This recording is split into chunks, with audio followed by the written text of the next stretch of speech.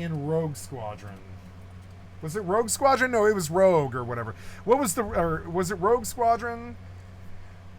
No, it's not the video game. It was the movie. What's the... Rogue One. Rogue One. Was it Rogue One? I think it was Rogue One is the name of that movie or whatever. Like, what was his name? I really wanted to like this guy.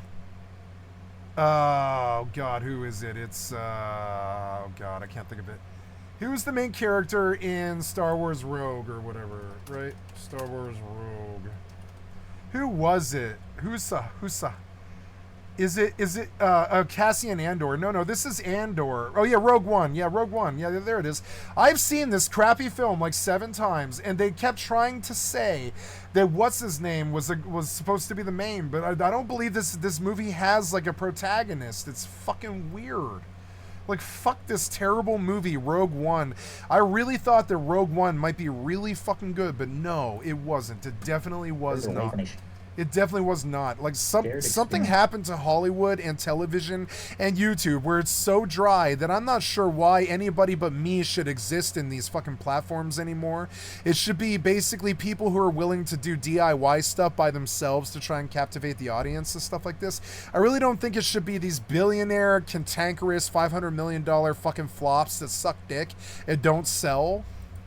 And towards personal branding. Algorithms were designed not to connect people as a whole. No, they're designed to keep you totally engaged. That's all they do. They don't keep you engaged with good stuff that teaches you how to be a good ninja or something like this, or be a good samurai or something interesting or whatever, right? It's just meant to keep you engaged all the time. So when the fucking algorithm pitches a song or a movie or a television show and you're like, oh, I haven't seen this before, it must be good. And no, it's not good. It's that it was made in the last 15 years, so it's just cash grab. Engaged, feeding you content. Yeah, he did. Well, I said engaged, and I knew what he was going to say before he said it. Yeah, all this stuff does, all the algorithm does, is keep you engaged. That's all it does. Pretty agreed with. I can't stand most of the music that Pandora pitches me anymore. I can't stand most of the fucking videos that YouTube pitches at me anymore.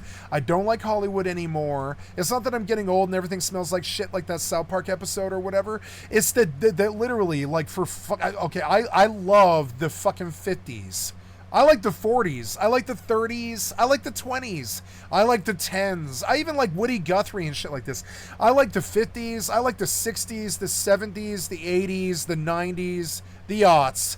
And then about 2004, and I swear to God, they want to bring us back to this point before 2004. I used to talk about this on my stream all the fucking time. I used to say, Lord, deliver me from the year 2004, because these weird people from 2024 seem to want me to really be into Star Wars again, when I'm just not. I'm over Star Wars. It's been 30 years. I've seen every one of the films 50 times or something. I don't need more Star Wars. But then they put out Rogue One. They put out like the 3rd prequel movie set. They put out like, new stuff. They like I thought maybe that what's that one, Mandalorian, might be good because there was like 4 good episodes of the Mandalorian, but no, they shot that one out by season 2. And they brought Starbuck in, one of my favorite actresses, to fucking ruin it too. And it's like, come on, man, like why did you make so much utter Star Wars crap? And you realize that it's not about being good or telling some crazy archetype story like Merlin or something like that, or educating kids or teaching young boys how to be knights or anything like this. It's not anything like what it used to be in the 70s, 80s, 90s, or aughts. Now it's about engagement. Can you keep that kid entertained with Star Wars themed stuff for 2 fucking hours? There's no, like, in a good example of this would be the lessons that they taught at the beginning of the Clone Wars episodes on Disney, like the television show, right? The Disney show, Clone Wars, right?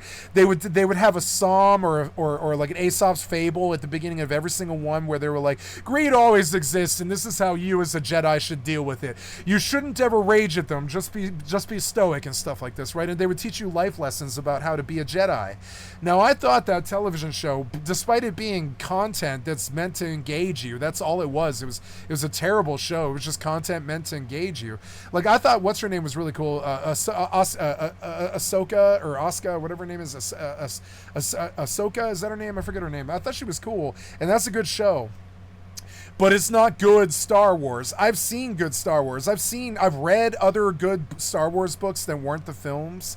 I've seen Star Wars cartoons that blew my mind. But this shit that George Lucas and the fucking Hollywood is doing does not blow my mind in any way or fucking form. Not at all. Oh, I spilled wine on my couch. Damn it. No, get this wine off of it. No, it stains so badly. How did I spill this much wine? It's like a whole sip of wine. So annoying. There we go. And he knows it, so he's here being like the death of mainstream. He knows it. He's like, it's been 16 years since the Phantom Menace was barely acceptable. Or no, more longer than that, 25 years. It's been 25 years since The Phantom Menace was barely acceptable as a Star Wars film. And that's not good. Like, we needed new stuff. Like, the Lord of the Rings films were good, but I mean, how long are you, what are you going to do? You're going to clone Peter Jackson and force the Peter Jackson clone to make endless Star Wars or endless Lord of the Rings films? No. You need new fucking directors. Now, I would go out and become a director, but remember, it takes 14 years of training to become a good director, and you probably have to make like 5 or 10 bombs before you ever make a successful film or something like that. You understand? It's like 36 years of work. I could try and be a director right now in my life and go and try and save Hollywood the same way that I could go and try and save music, or I could go and try and save television, or go and try and save video games. But remember, it takes like 24 years to get anywhere in a career. It takes like 24 years. I should not have to go and become the new Steven Spielberg, or the new Billie Eilish, or the new fucking Lana, or the new fucking, the new fucking Bethesda, or the new, like, I shouldn't have to be, like, I shouldn't have to go do a new career to save all these people from themselves. They should have just trained kids to be good at Hollywood, or be good at making games. They didn't. They sat on their fucking laurels. They passed the cost of business on to consumers with their tortious negligence and their software development and their CGI and their Marvel fucking shitification of Hollywood. And they thought the CGI was going to make fucking good films for the rest of eternity, or the AI is going to write good films. AI can't write good anything almost. Found entertaining. The internet AI can write good elevator music, and that's what elevator music has always been. I've suspected since like '96, since elevator music in the fucking mall, in the Del Amo Mall in Los Angeles, California and shit. I remember when I was like 15 years old or whatever, like younger than that, like 12 or something like that. They would like pump in like elevator music to the fucking Del Amo Mall, and I'm like, who the fuck creates this terrible ass music? You always wonder, right? It's because ever since there's been AI, there's also been AI music that's fucking terrible. Town square, and like elevator music. An echo chamber. Some of that stuff they actually try too. Some of it's like smooth jazz, and it's like an actual 5-piece band that just sounds like utter electric, like elevator music crap on purpose. But at least it's a 5-piece band, so you know that they deserve $1. But when you like roll out an AI thing to do soft jazz or whatever, it's like no, I'm not gonna pay you for that. Reflecting only your own. There's all these people talking about how much money there is in AI, and I'm like, I don't know. When I ask Siri to turn up the volume in my fucking settings in my iPhone, I can't get her to do it. My mother couldn't get her to do it. Like literally, when I asked Siri to, like, hey Siri, where's my phone? I'm not gonna do it right now because I have a cat on me, and I can't reach the phone without kicking the cat off my chest, and I'm not gonna do that to her. I love her.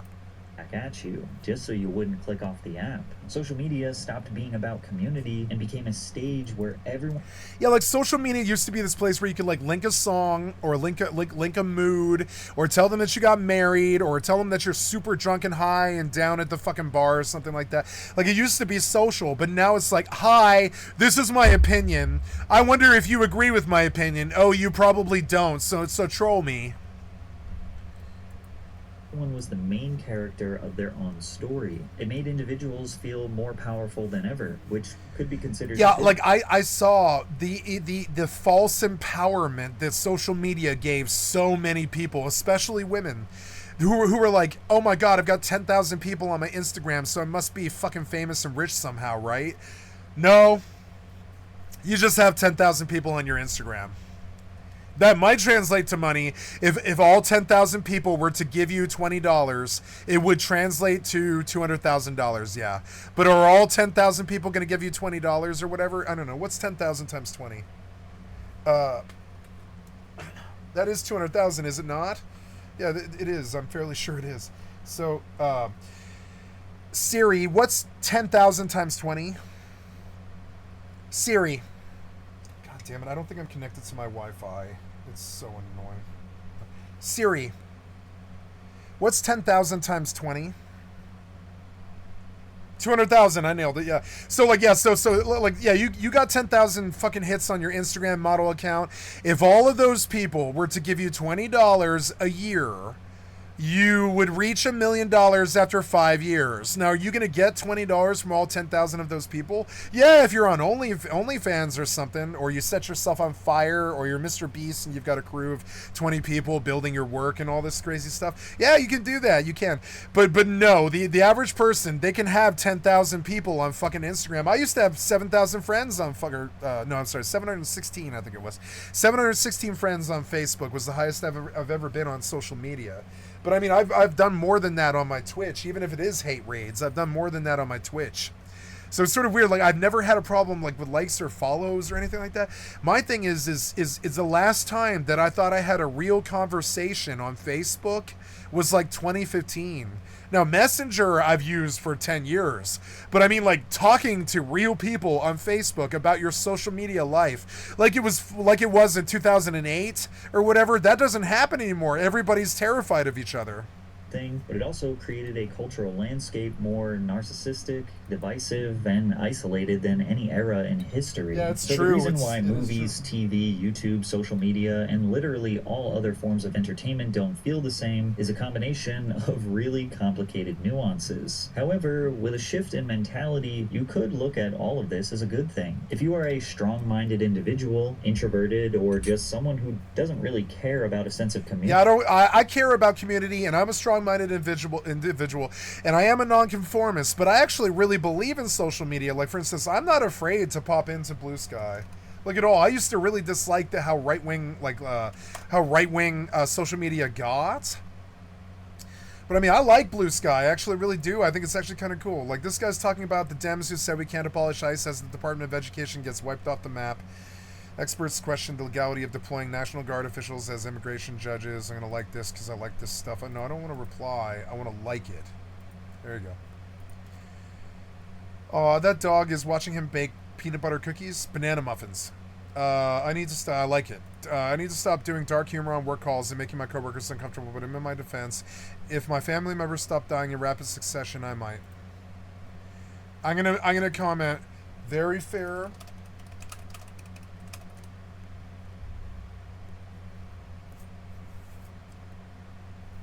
Yeah, if my family stopped dying in rapid succession, I might. Yep.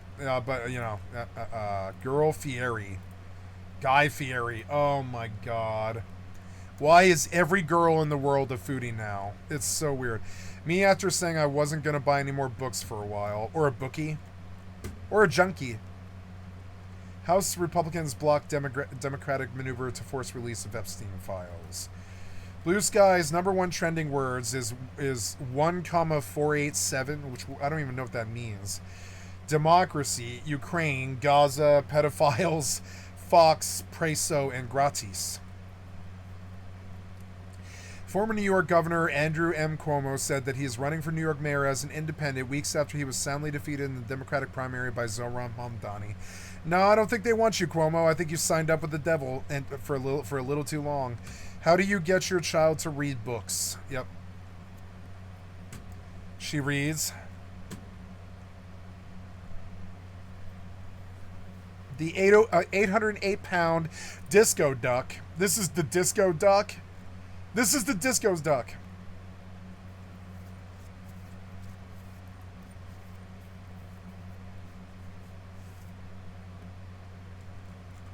That's beautiful, frankly.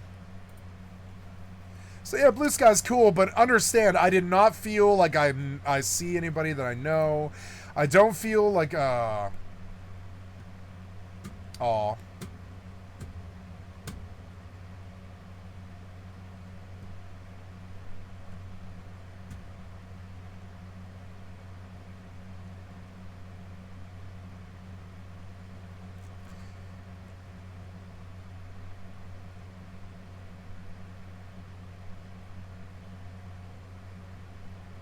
Nice. So 12 days ago, I looked into the Colchon Brewery, which is an amazing brewery in Bellingham and stuff. Here's some dispatches from the gardens.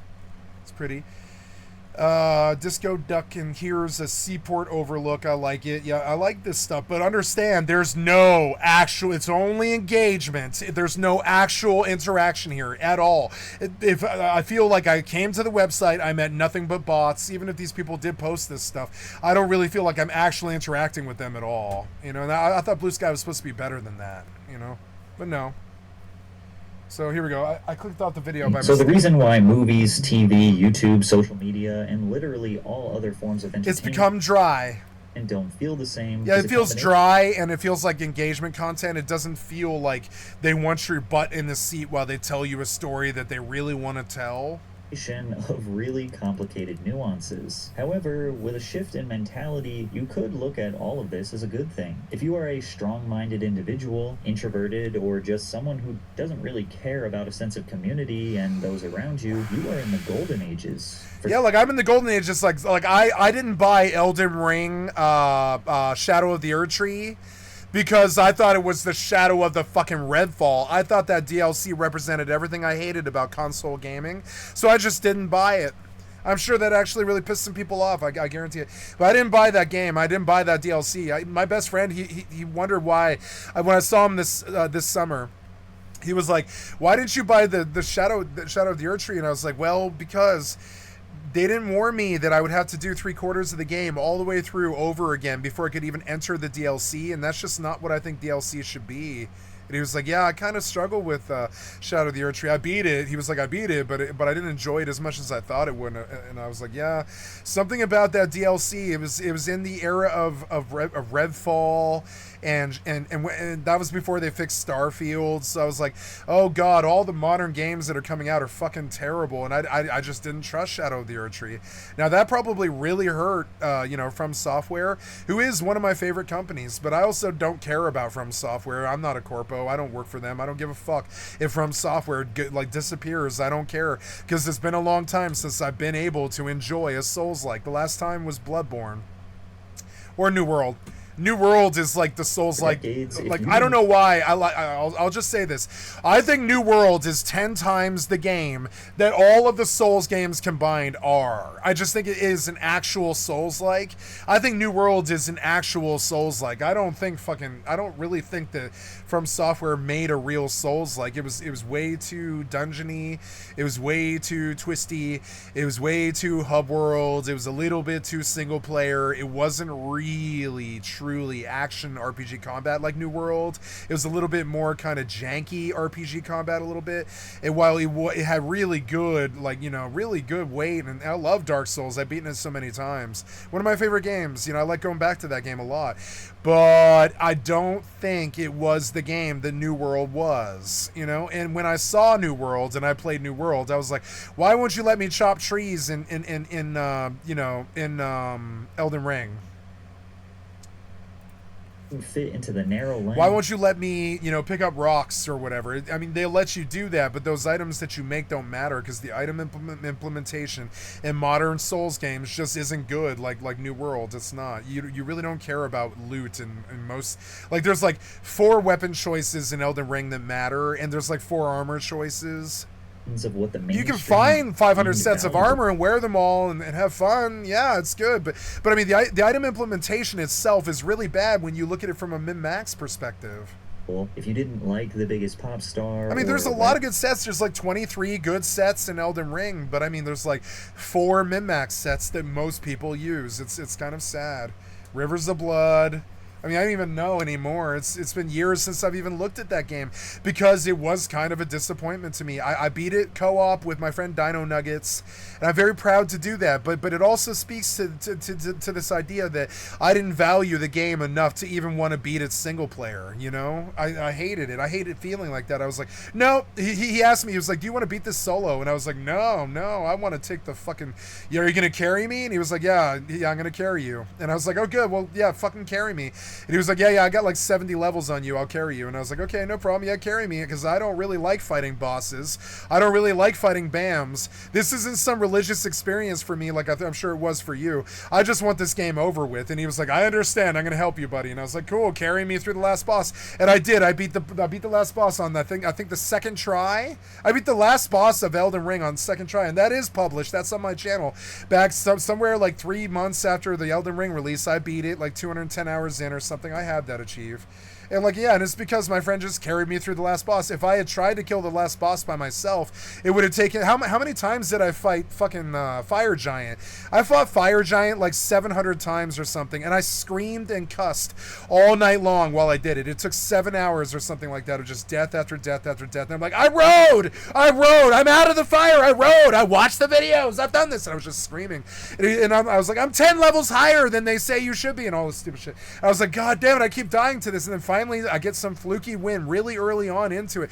I was like, I killed him really quick. What the fuck was this? Like, it was supposed to be this huge, heavy fight, and it always was for like 7 hours. And then suddenly, the run that I got him, he was over. It was over. It was just over really quick. It was just over. It was like, what the fuck? Like, I remember the fight when it happened. I was like, why is he dying all super quick now? It seems weird. And I just stomped him in. Sooner or later, after like 700 tries or something, I was like, I don't want to do this. That was at the end of the game. It was like right before the end of the game. And I was like, I don't want to do this with the last boss. I don't like fighting bosses.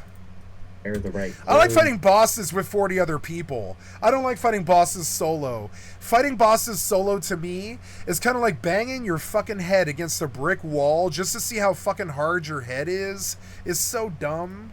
Or relate to the... Like, I'm not a fan of RPG bosses. I know that sounds fucking crazy, but to me it's like, oh, here we go. A bunch of nasty-ass music plays that's like some kind of bad fucking, horror movie kill or something. It's always predictable. It's always dumb.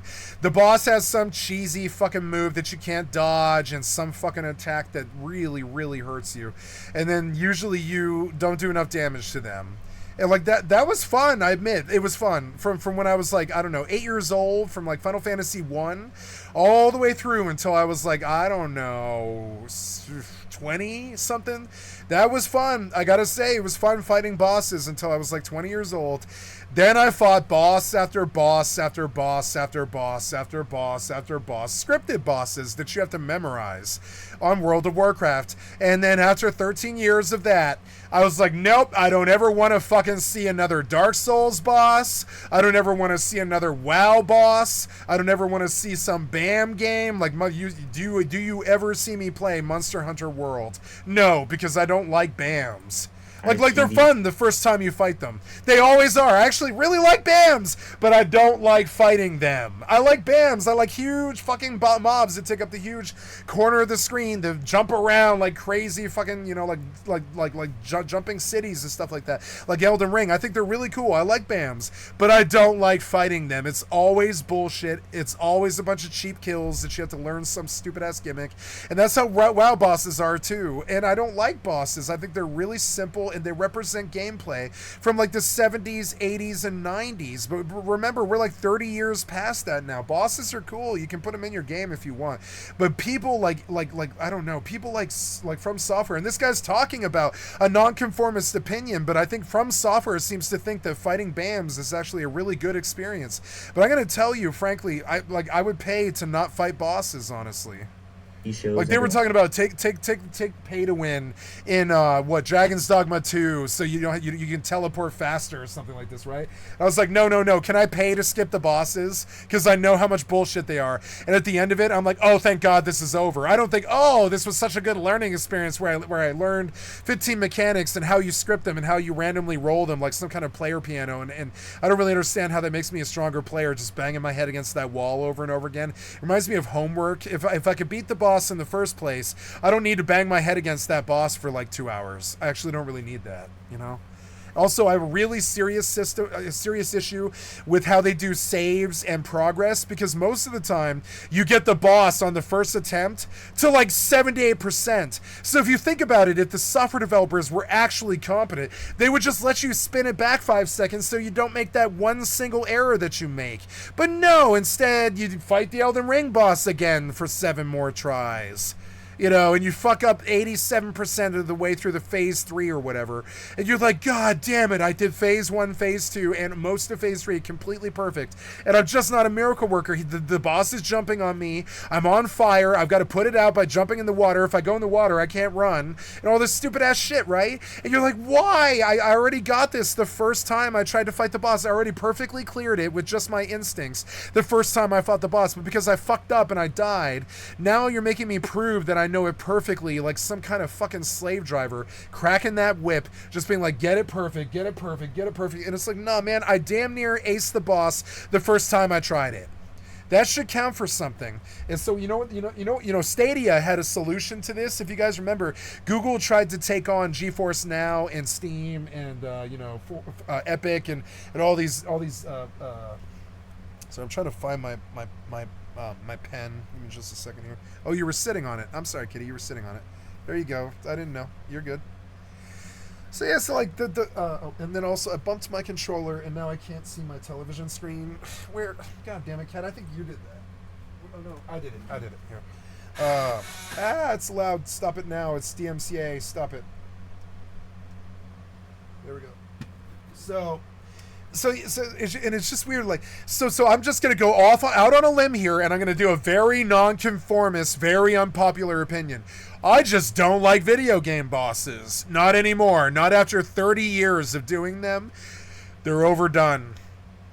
And so they come along and they try to tell me that Black Myth Wukong is super fucking good.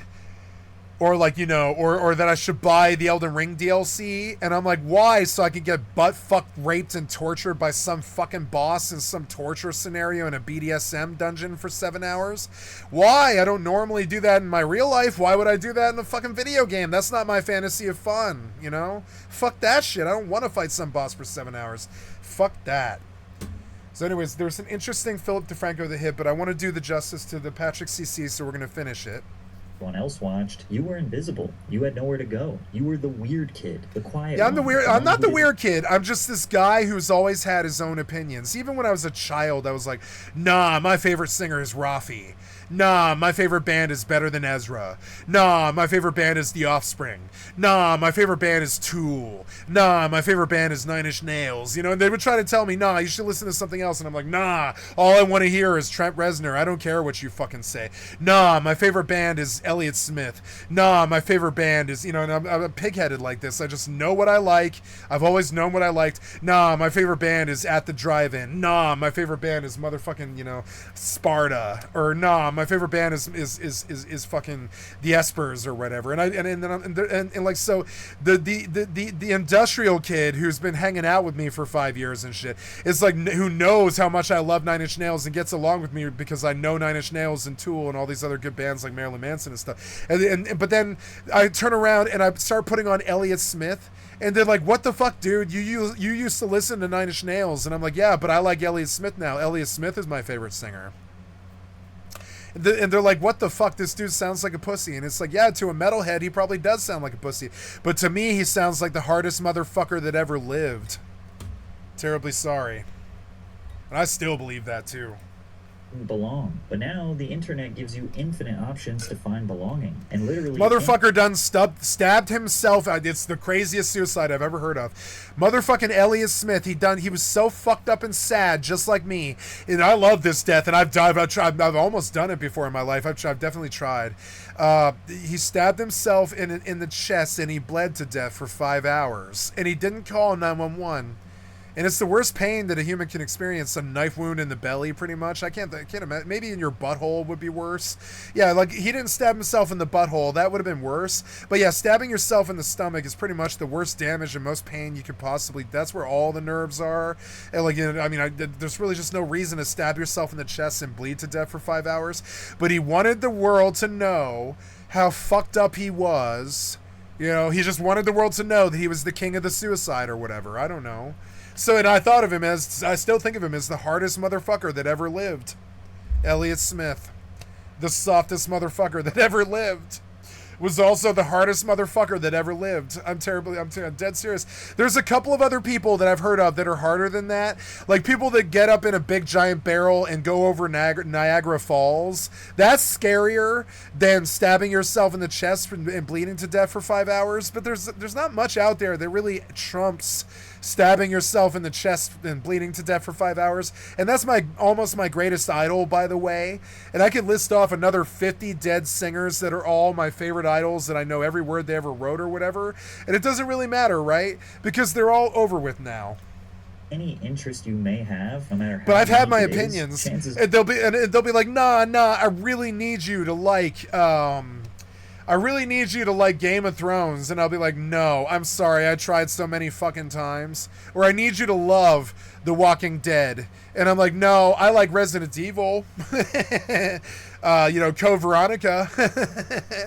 but Walking Dead was a really good, graphic novel. Really probably one of the best, if not the best. But was it a good television show? Was Norman Reedus really a good actor? I'm terribly sorry. Yeah, he's a famous actor.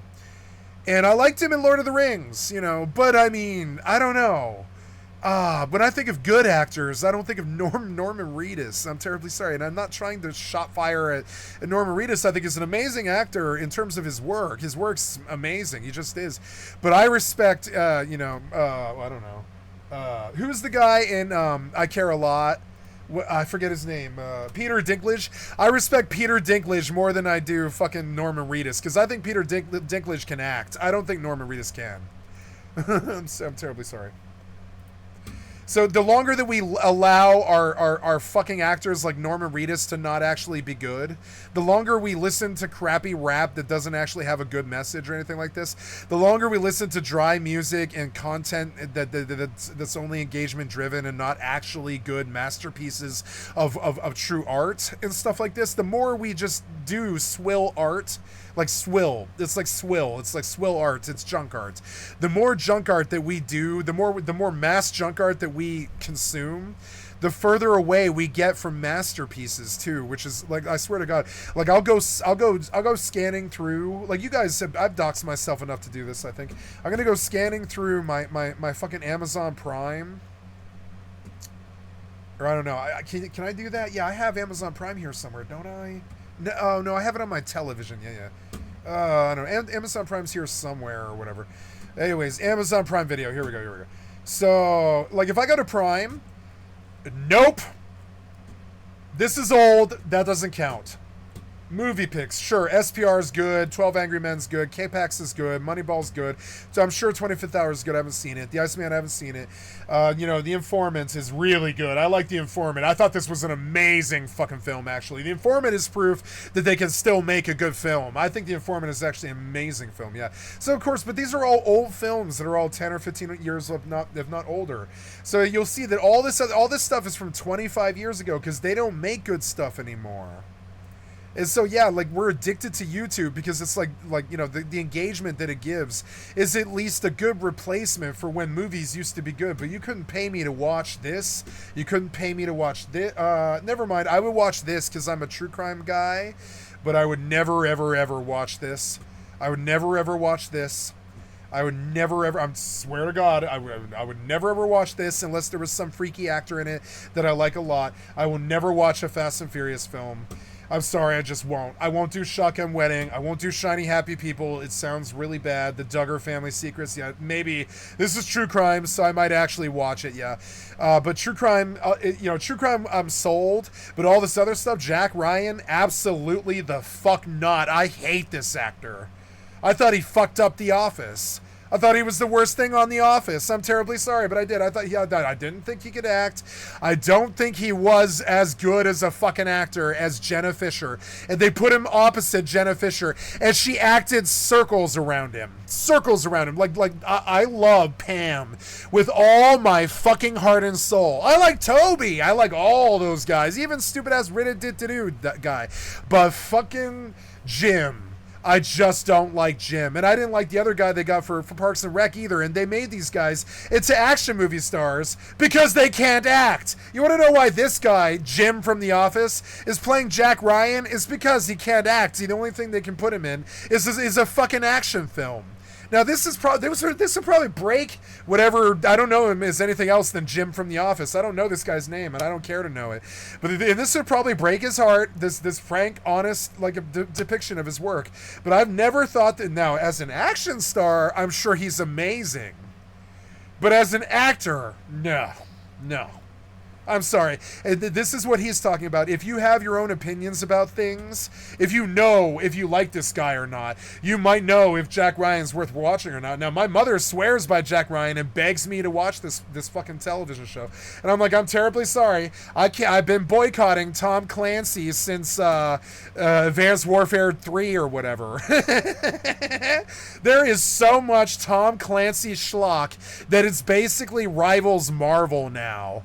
And I'm sorry, but I think Siege is basically the only good thing besides Rainbow Six Siege. I'm sorry, yeah, Rainbow Six Vegas 1 and 2, which is, Siege offline. It's like the single player version of Siege. Rainbow Six Vegas 1 and 2 on the Xbox 360 is where they got the Siege engine from. Rainbow Six Siege, right? So I know Rainbow Six Siege is a good game, but I think that's the only thing that Tom Clancy's done in the last 20 years that's super good. The last time that he did something super good was Patriot Games with Han Solo. I can't think of his name. Harrison Ford. So yeah, now I watched The Accountant 2 the other day when I was super drunk and passed out, and I didn't bother waking up. I'm terribly sorry. The Chosen, Reacher, nope. No new Batman. This is just foul. Please do not hurt Batman. Please let Batman go.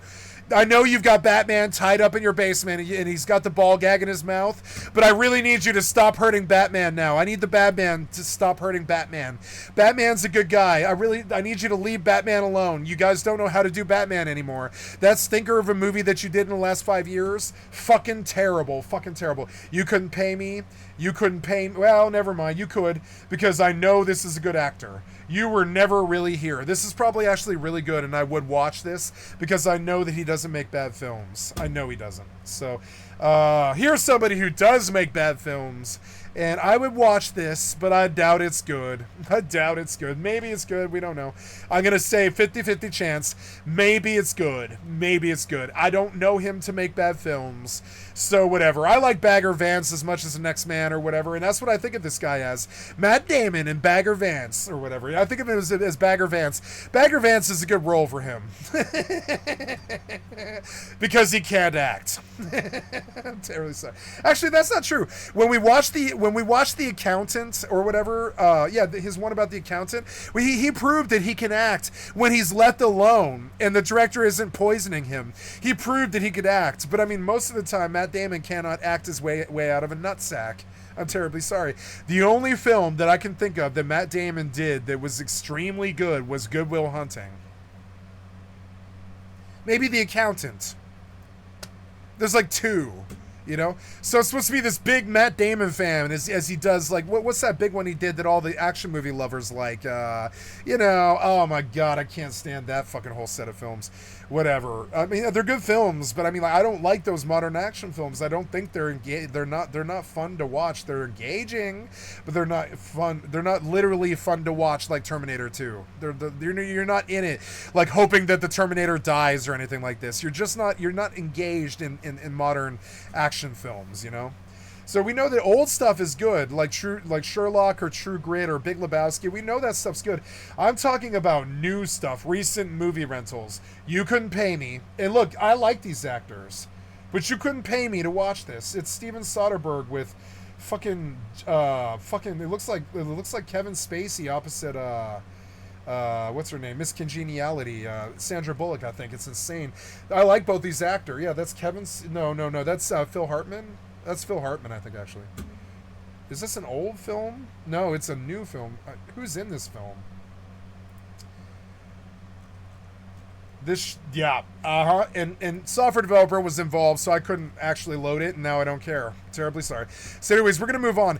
Like when you see the like, no, I'm not perfect. I would prefer a 20-year-old's opinion than mine. I think a 20-year-old male's opinion counts a lot more than mine does about modern, like, Hollywood or action films or TV or whatever. I really think that a 20-year-old's opinion is a lot more valid than mine.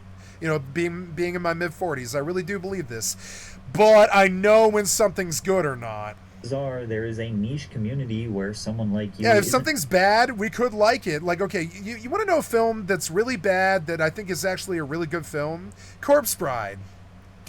I love Corpse Bride. I've seen it like 10 times. But I don't think it's a good film. Sorry. I just don't think it's Tim Burton on the level that Nightmare Before Christmas was. You know, or Batman, or anything else that Tim Burton did, like Edward Scissorhands even. So yeah, it was a great little romp, Corpse Bride. But remember, we're coming in expected some kind of Nightmare Before Christmas 2, like, crazy, like, ground-changing film. But we got Corpse Bride. And yeah, it doesn't matter how much Johnny Depp, and I like Johnny Depp as much as the next man or whatever, even after the stupid Amber Heard shit, where he basically raped her or whatever. He put his hand up her fucking butthole looking for his cocaine and stuff. But I mean, like, I like Johnny Depp as much as, you know, or her pussy or whatever. But I mean, like, you know, he basically raped, like, Amber Heard, but I still like Johnny Depp because, you know, it wasn't, I mean, she let him do it, you know, she didn't stop him or whatever. So... and she knew what he was looking for, which was cocaine. But it was horrible. It was like the actions of a rapist. It's fucking terrible. And so then I think, oh man, I love Johnny Depp and everything he's ever done. And so it's like, do we cancel him or whatever? It's fucking annoying. But I mean, I like Johnny Depp and what's her face? You know, I really don't know why Johnny Depp didn't marry, you know, Helena Bonham Carter. Because they've been opposite each other for almost every single Tim Burton film. We always kind of figured that Tim Burton and Helena Bonham Carter and Johnny Depp were like having a threesome or something. Because they cut like 8 films together or something like this, didn't they? So why did Johnny Depp marry Amber Heard, somebody half his age or something like that, when you could tell that his true muse was probably Helena Bonham Carter? Now, this is sexist towards women and sexist towards Helena Bonham Carter to not say that she isn't a person with a husband in a real life too. But I mean, like, but they starred opposite each other like 10 films or something like that. How much time did they spend with each other? They should have just been married. But instead we get the Amber Heard trial, which is really fucking weird. And so I have a serious problem with Corpse Bride, and I have a serious problem with watching Corpse Bride, because it wasn't Nightmare Before Christmas 2 like I was led to believe when I went to see it in the theater. Isn't just accepted, you're no, celebrated. It couldn't possibly, and I had to bitterly accept this fact, and it's true. And I don't blame the directors anymore. I don't blame Tim Burton. I don't. Tim Burton's got to be 74 years old or something, 78 something, 82 something, my mother's age, I guarantee. So no, I don't expect Nightmare Before Christmas fucking masterpieces out of him when he's 82. No, he can make his Corpse Brides. So I like Corpse Bride. I don't mind Corpse Bride. I think it's a good movie. You know, I like Corpse Bride. Whatever. I would never slap it on voluntarily ever again. But I mean, I think it's a good game, a good movie, which is my code word for it's bad. But it's lovingly bad because it was supposed to be the Nightmare Before Christmas sequel, but it wasn't, you know. So it's okay. And he has several movies like this. He did that one where he had like the Halloween Town or whatever, where or Young Frankenstein or whatever it was. He had a Young Frankenstein film that he did that was super good and super dark, but it still wasn't Nightmare Before Christmas quality, you know. So yeah, how good his old work poisoned how good his new work was. And that's the problem with 80-year-old directors, that we were supposed to pass the torch on to 40-year-old directors like way back 40 years ago, but the fucking baby boomers didn't trust my generation because we all did drugs. Who the fuck cares if we did drugs? We need the movies to be good. You should have trusted us to make them.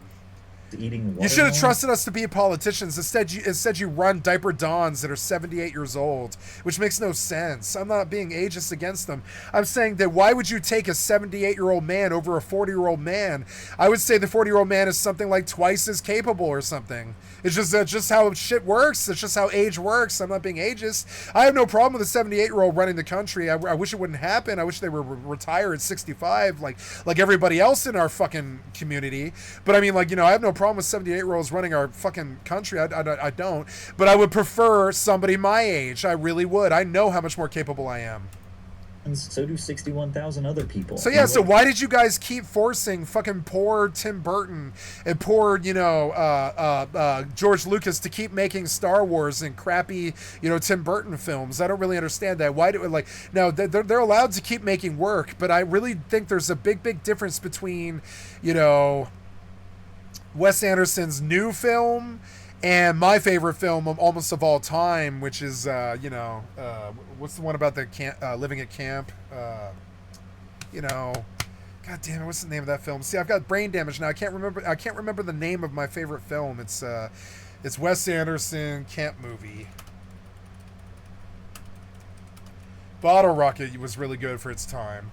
Moonrise Kingdom. I think Moonrise Kingdom is technically a perfect film in every fucking piece of cellulite, every inch, every centimeter of it, every joke, every costume, the way the skies looked, the way the storm was, the way the young love was. It wasn't too dirty and shitty and made me feel dirty afterwards. It was like, yeah, it's just a 14-year-old falling in love with a 14-year-old. It happens, And it feels weird as an adult to watch it because it's kind of like voyeur. It's like, this is young love. It belongs only to the young lovers.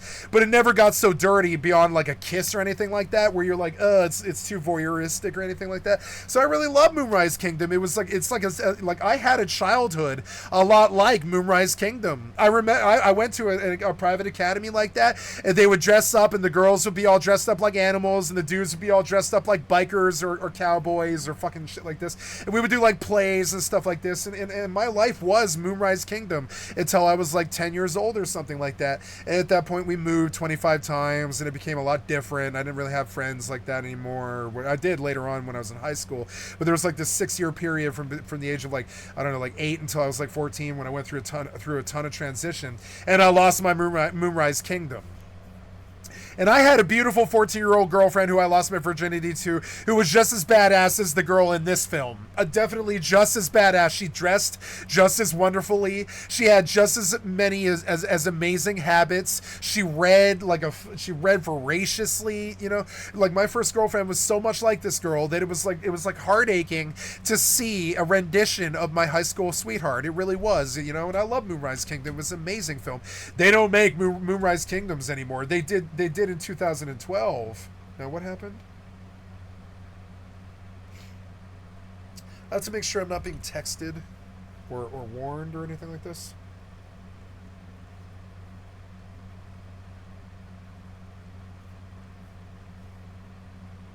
No, we're not being texted. It'd be a lot more adamant if I was. So anyways, we'll go back. And so now it's the death of the mainstream, and I know that there will never be another Moonrise Kingdom because Wes Anderson didn't train a 40-year-old director to take his place and take the crown and continue making really good Wes Anderson type films, right? Because it has a style to it. It's very hipster douchebag. If you had to give me if I had 2 words to describe Wes Anderson films, it's hipster douchebag. And some of us were hipster douchebags who understand all of the music and all of the feelings and all the emotions in Wes Anderson films, So, I love Wes Anderson, but the problem is the baby boomers, they didn't trust my generation. They thought we were all Sid and Nancy, but we're not Sid and Nancy. We've never been. That was a very freak occurrence, I'm just saying. Girl who was once mocked in school. Yeah, we had our Kurt Cobains and Courtney Loves and stuff, and yes, we in my generation had its like drugged out trankers and stuff. I know, but I mean, like, not all. It was not something to like I swear to God, the baby boomers believed that we couldn't run the country, that we couldn't run Hollywood, that we couldn't be good directors or good singers, so they didn't show up to our concerts. They didn't care what we did. They didn't support us really, and if we made it, it's because we made it in the underground and we were supported by other people like us. And so, the underground is where I find my heaven at. It's where you find your hell at, because it's like, the underground built me. I am underground. I am like a physical manifestation of the West Side Denver underground. I really am. I'm the West Side Denver underground. I hung out in the punk scene, the raver scene, the zine scene, the fucking drug scene, the fucking hipster douchebag scene, all of the high schools, everything and stuff. And I'm West Side Denver underground. And like, you know, and I miss underground being good. It's very rare when it is anymore. Not even underground is good anymore. We don't get Virgin Suicides. Like, I've been playing Error, the soundtrack to the Virgin Suicides, which is a really good band named Error. And Error changed the lives of everybody that I know, except for like my mother. Like, Error changed everybody that I know. Error was such a crazily, fundamentally influential band from France. They were like a French, like trip hop band, and they were up there with like Tool or somebody like that.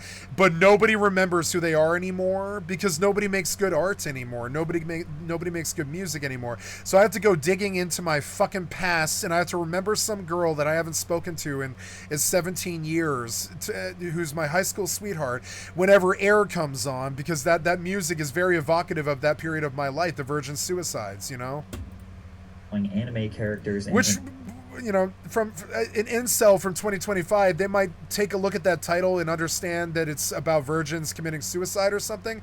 But no, the storyline of the Virgin Suicides is this very chaste girl has a threesome with the football team. And everybody finds out, so she commits suicide. And when she does, she was the linchpin to the entire goddamn community, and her entire family commits suicides, and all the rest of her sisters are virgins. She was the only girl in the family to lose her virginity. There's all these crazy themes about how if you lose your innocence early, you might die or something like this. And I love the Virgin Suicides, but I don't want to go back to that period in my life. And I don't want to fuck that girl that I lost my virginity. I do, but I don't want to I don't want to date that girl I lost my virginity to. I want an updated new girl who actually knows all the references and everything, and I know she does too, but she's probably married, right? I'm looking for somebody that's new. I don't think they make new people my age, you know? Maybe they do. Her notebook can become a full-time artist with a fan base of thousands. Yeah, and that's what I tried to do with this channel. I don't give a flying fuck what the metrics are. I don't give a fuck what people do. They can use me and ratio me. I don't care what people do with my image. I don't care if AI studies from me. I don't care. I'm a completely free resource for the next 50 fucking years. Go ahead and copy me. I don't care. Call me names or troll me on fucking some piece of shit platform that's gonna die like TikTok or whatever. It doesn't really matter. Like I'm in this to just sort of, you know, I'm in this to just be here, to just be a part of the community. That's it, you know. Like you isn't just accepted, you're celebrated. So now they're saying the people like me are, what's that weird word in the incel community? It's Sigma, right? They're saying that I'm Sigma. I could give a flying shit about the fucking word Sigma. I don't need the recognition of it. I don't need to be told it. I don't need anybody blowing smoke up my ass or like kissing my ass or anything like that. I don't need some reference like that. I don't need it, you know? I don't need like 5 million follows or whatever like Mr. Beast did, or 100 million follows. I don't need like my validation doesn't come from social media or people that I don't know. Wolves eating watermelons, so do 61,000 other people. Do you I like watermelons, bread to trees? Yeah. So do 335,000 other people. Sure. Today, a girl who was once mocked in school for drawing anime characters in her notebook can become a full-time artist with a fan base of thousands or millions. A kid who was laughed at for making weird songs on his cracked BandLab app can go viral on TikTok and then chart on the Spotify Viral 50. A filmmaker with if the music's good, connections and no budget can put their I should do that, but I don't care to. I know that program too. I know Fruity Loops and all those programs. I'm real good at that shit, but I don't want to do that. You know what I want to do? I want to take some fucking royalty-free, AI-made, DMCA-free music from YouTube, spin it down, fuck it around, slow it down to 0.25 or 0.37, put a fucking trap house beat from the Dope House straight over the back of it, and sing about the blues. And I don't give a flying fuck what you want me to be, or whether I sound good or not, or whether you want to give me money or listen to my music. I just made the music. I don't give a flying fuck what you think. I've been DIY since I was like 13 years old or something like that. I don't care what. I've been a DIY, grassroots, fucking anarcho-punker since I was like 13 years old, and I've been making my own artwork, poetry, music, bands, you know, television, movies, videos, music. I used to produce music on MTV Music Generator and Fruity Loops and all types of crazy shit like that. And like, you know, and it's funny. or film on YouTube and have it resonate with millions of people around the world. Yeah, it's cool when your AI, like, weird music, like, resonates and stuff, but also I would prefer a band. These stories were impossible. Which is what I thought when I made my music. I was like, I would prefer a band, but I mean, I'm dead. The human race is dead to me, so I can't have a band anymore. I've got to have some AI DJ spun down over some broken beat or some fucking Nubuo song or something. Culture era. Like, what was my last song? I can play my own music without DMCA because I am the original artist, right? So I'm going to play my own music because I can do this. I can totally play my own music right now. It's like 10:18 in the evening. I can definitely fucking do that. I have drafts here that I haven't put up or whatever. I'm getting more views than I've ever got before, which is really fucking weird. No, just delete this one. It's 20 minutes long. Do I have videos from yesterday that didn't go up? Yeah, look, I'm getting more viewership than I ever had before, which is weird. But whatever. Yeah, yesterday's session was 7:13, which was a 4-hour session split into 3. And we're going to upload it, I think. Oh, no, 084008. I think that is this one, isn't it? Yeah, it is. Yeah, no, I posted this. We're good. We're good. It's okay. So, I can play my own music. I have some music. And I don't give a shit what other people think about about my music. I don't care about that. Like, look, it's not even that far back on the list, I don't think. It was like, oh yeah, it was same circuits, different clowns, right? This is an example of what I want to hear from myself. I don't care what you want to hear. Time for some blues track.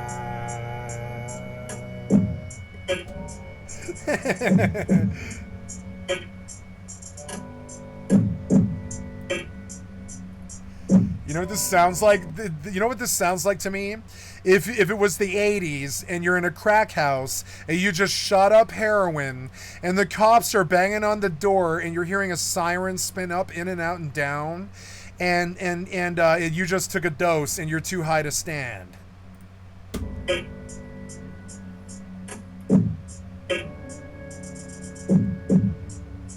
That's Blues Trap. It actually is a thing that I created. It's always going to sound like this. I don't care if it sounds horrible. I don't care.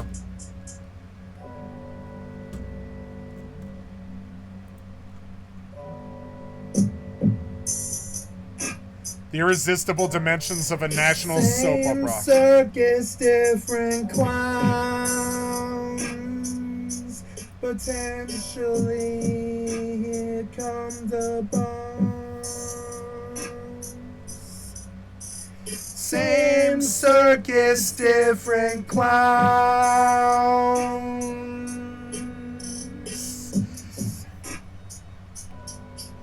Yeah. So, like, it doesn't matter. Like, people probably think that this is a song or music, but all it is a poem. I'm going to read the poem. It's like, same circus, different clowns. Potentially, here comes the bumps.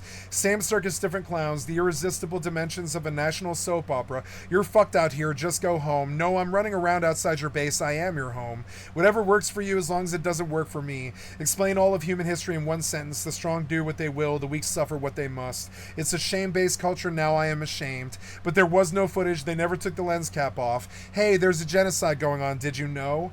You know, it's the Lulu Dollars. A story so bizarre it felt like a film script. You, right? The world fall apart without them. The world falls apart without them. I guess I have a typo there and I want to fix it. No, I want to fix that. Edit the video. Yeah, that's a typo. The world falls apart without them.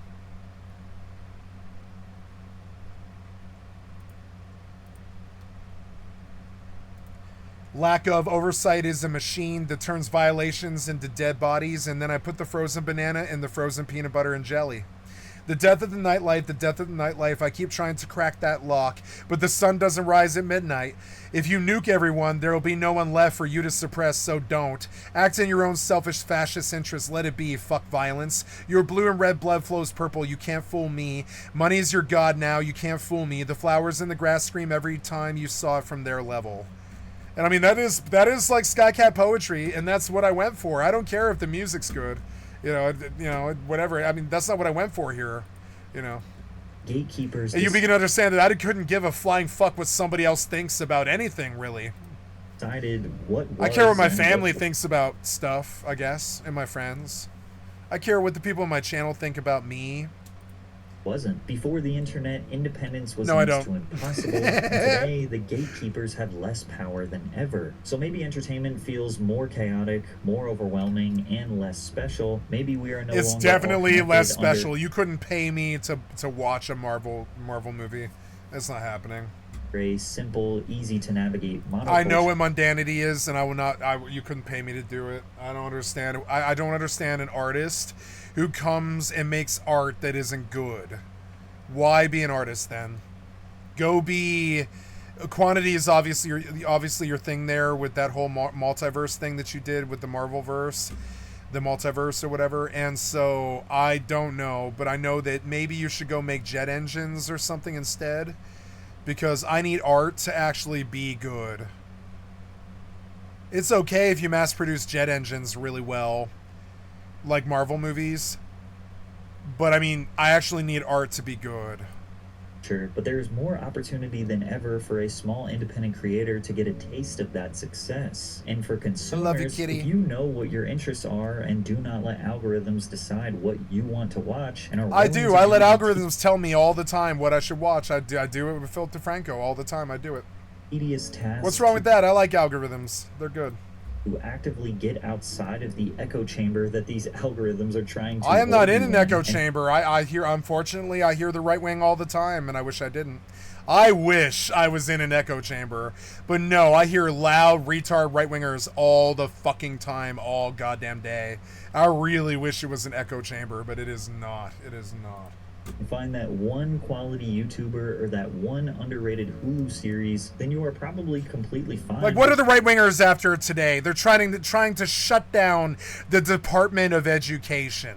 Fuck the right wing. They're obviously out to make our fucking kids stupider. Fuck them and their stupid fucking asses, right? And it's just weird because, that's not echo chamber. That's me listening very carefully to what they say and what they're doing.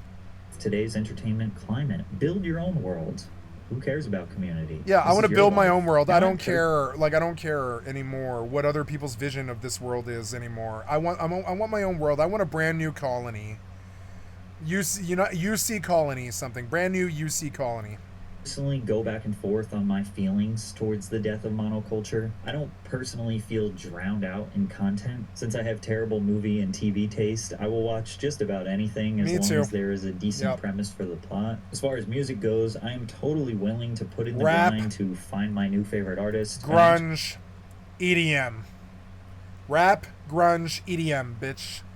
Very, very specific about the music that I listen to. Neo-folk. Witch trap, rock and roll. Actually one of those annoying people who kind of starts to dislike someone when they get more famous. So I actively look for underrated talent and Spotify and social media. Me too. I dislike it when they make it big. That a million times easier and more convenient. But at the same time, I do miss that sense of monoculture. I play a lot of golf, and when I meet new people, I've had conversations. One of my best friends is a very avid golfer, and it's weird. He strikes me as that type of personality. Yeah, I think they're probably the same sign. Yeah, I like golfers. Golfers make sense. Usually they appreciate the beauty of something going from point A to point B, and they have analytical minds and stuff. And I noticed that golf is something that a lot of my friends like to do. It's weird. Nowhere because I don't like golf. I can't swing a golf club. I can do a lot of things. Like I can skateboard and snowboard, and I can jet ski and water ski, and I can I don't know. I can swim really well. I don't know. There's a bunch of stuff that I can do, right? But I don't know. I don't know what I'm trying to say, but have absolutely nothing in common due to being stuck in totally different algorithmic echo chambers. Sometimes the golfers don't even watch golf. But but golf, I can't do golf. I can't hit a golf ball. I've tried before. I'm like it's like watching Happy Madison Happy Gilmore or whatever, if he never ever actually hits the ball ever. So I'll swing like Billy Madison, or I say like Happy Gilmore. I'll swing like Happy Gilmore. I have a really powerful swing, but I'll never actually hit the ball because for some reason, my talents translate to video games really well. But like for some reason, hitting a golf ball is damn near impossible for me for some reason. It's like, how's the weather? And obviously, It is weird. It's one of the weird sports that I can't do. I can do basketball. I can do NFL. I can do football. I can do, hockey. I can do like all kinds of sports and stuff. Soccer. I was a pretty good striker, when I was a kid. But I'm not too good at golf for some reason. And it has broken some of my friends' hearts. They're like, oh no, look at the way you shag a swing. You're never going to be good. And I was like, I don't think I enjoy this. And they're like, oh no, you don't like golf? And I'm like, yeah, I obviously suck at this. I cannot hit a golf ball no matter what I do. And I try hard too. I'm like, something about my Asperger's or something. I can't hit a golf ball. Now I can hit a baseball probably better than some professional people, but I can't hit a golf ball like a non-moving target. It breaks my I have a spatial reasoning disorder, and a non-moving target is actually really hard for me to hit for some reason. I don't know why. Creator, so I like Patrick CC, and you're gonna. Oh man. Even if you blow, I'm gonna like you anyways. Even after you blew up, I'm gonna like you anyways. Even after you blew up, I'm underground like that.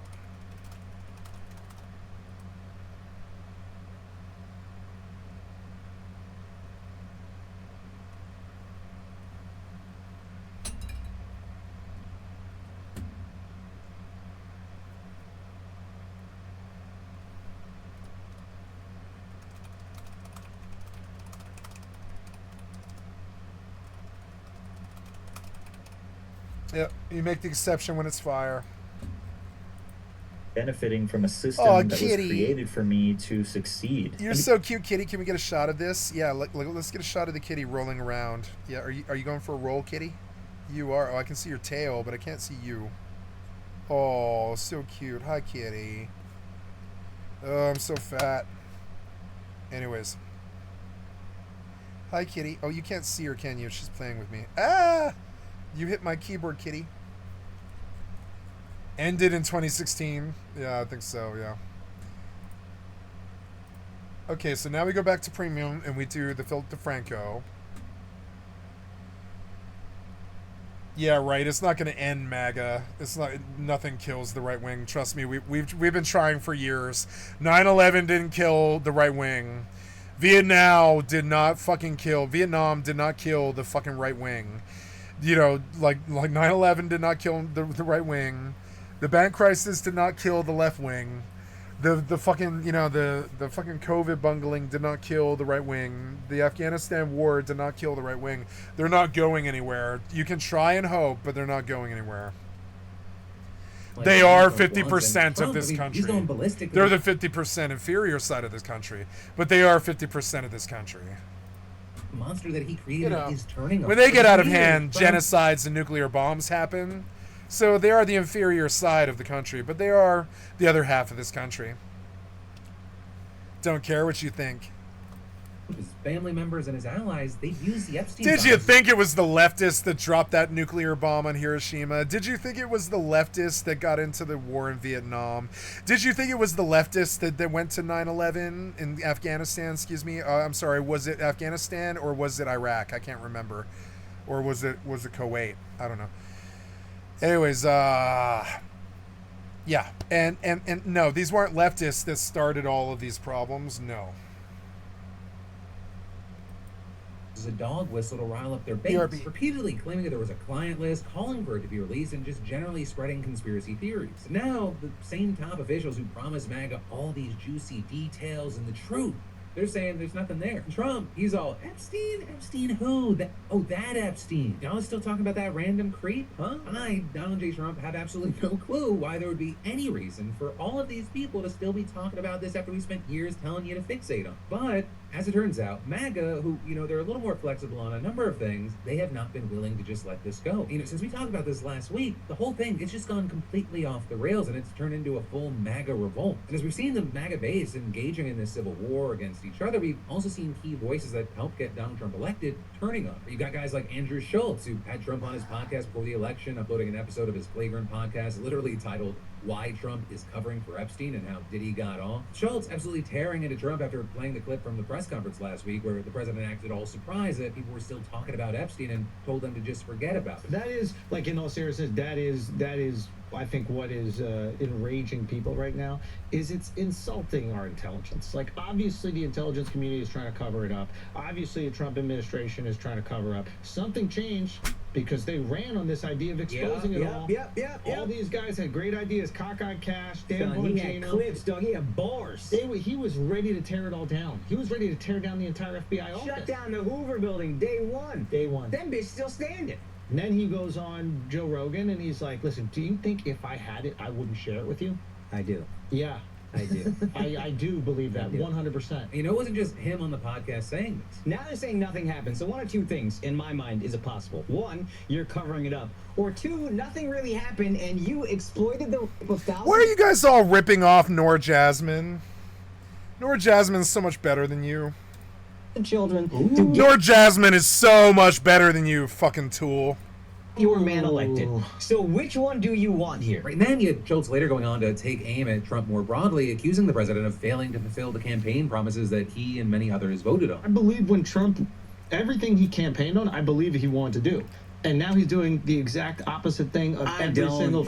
No. He's doing the exact opposite of everything I voted for. Yeah. I want him to stop the wars. He's funding them. I want him to shrink spending, reduce the budget. He's increasing it. It's like. Did you believe him when he said he would do those things? Except sending immigrants. Hey, I know you're young and kind of ignorant.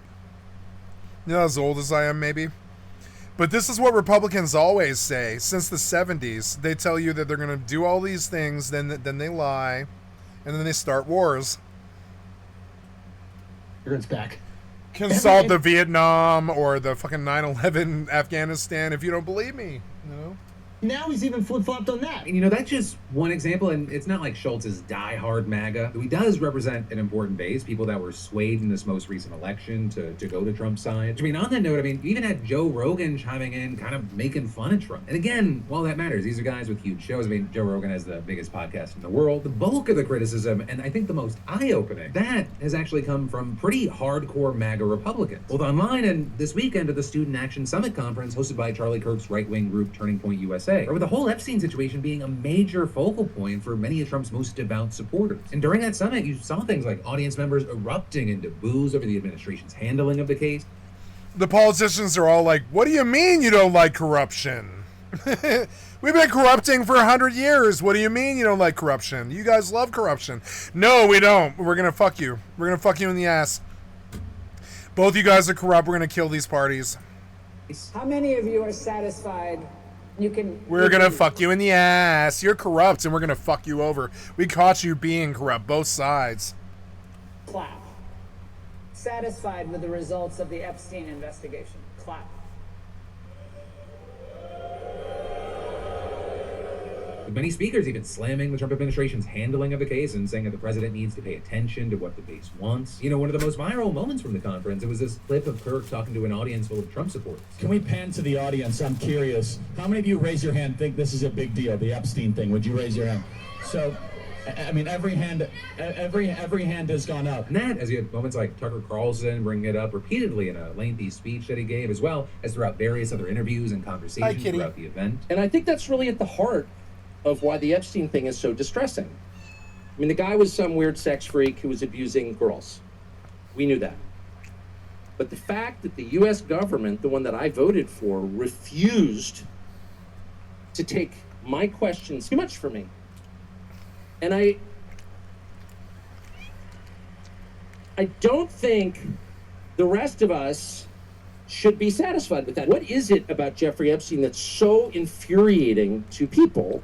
So infuriating that it's actually causing seismic political problems. It's corruption, you fucking moron. Are you that thick? It's corruption. It's child molesters took over our government and used non-disclosure agreements to seal all of our politicians behind blackmail negotiations.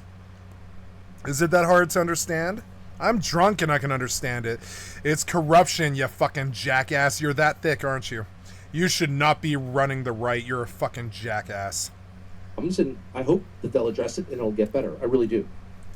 But what is it? I'll tell you what it is.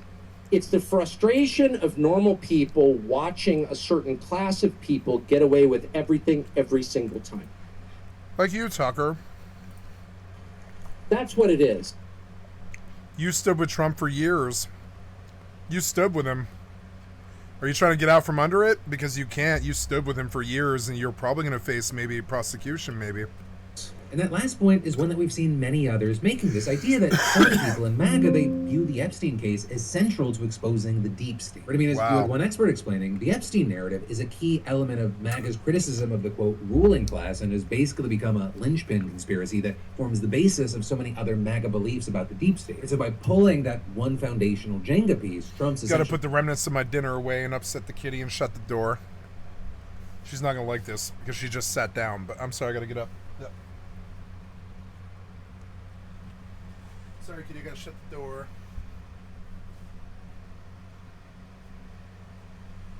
Okay, we can turn this down.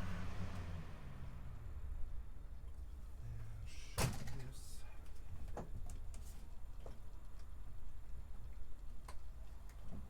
this. Hi.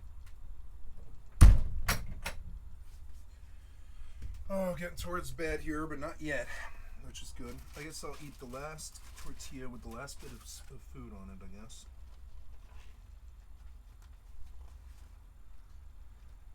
Beans. Mango. Refried black beans are so good.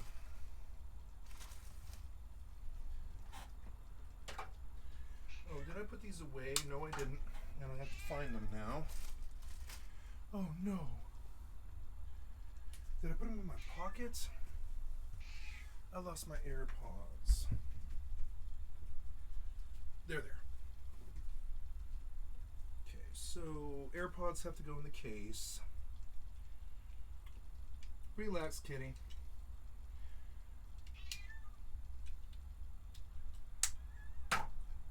Yeah, I know, it's a little bit hot in here, huh? It's annoying.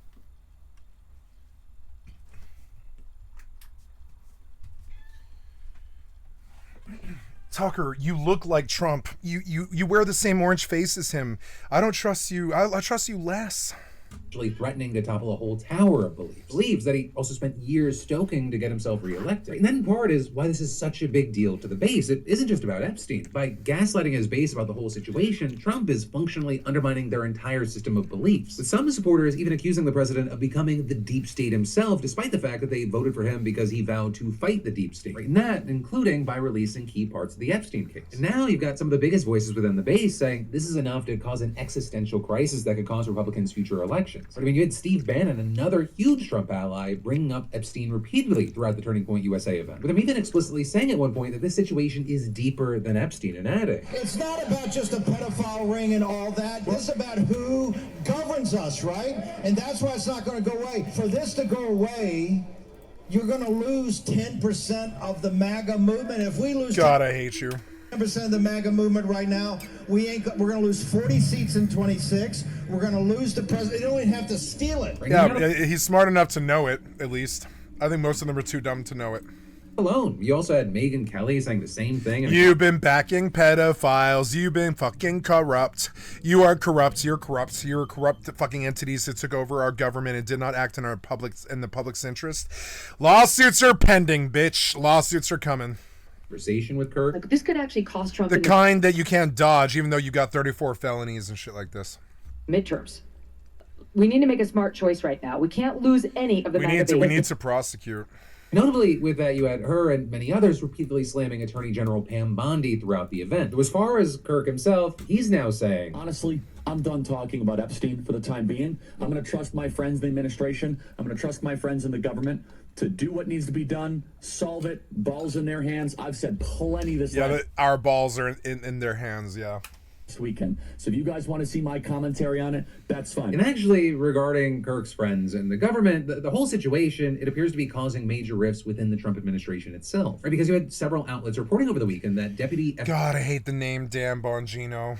FBI Director Dan Bongino is actually considering leaving his post after clashing with Bondi over her handling of the files. With one source even telling NBC, Bongino is out of control furious. This destroyed his career. He's threatening to quit and torch Pam unless she's fired. Though very notably there, you had Trump pushing back on that. When he was asked by reporters yesterday if Bongino was still serving in his administration, the president responded, I think so. Claiming he had spoken with him that day and adding, no, I think he's in good shape. With Trump also then making a very long and rambling post on Truth Social where he defended Bondi and rebuked his own base, writing, what's going on with my boys and in some cases gals? They're all going after Attorney General Pam Bondi, who is doing a fantastic job. We're on one team, MAGA, and I don't like what's happening. We have a perfect administration, the talk of the world, and selfish people are trying to hurt it all over a guy who never dies, Jeffrey Epstein. With him then wildly going on to What do you mean never dies? What do you mean? Epstein files were actually written by many of his various perceived political... A guy who never dies. You mean somebody who did die.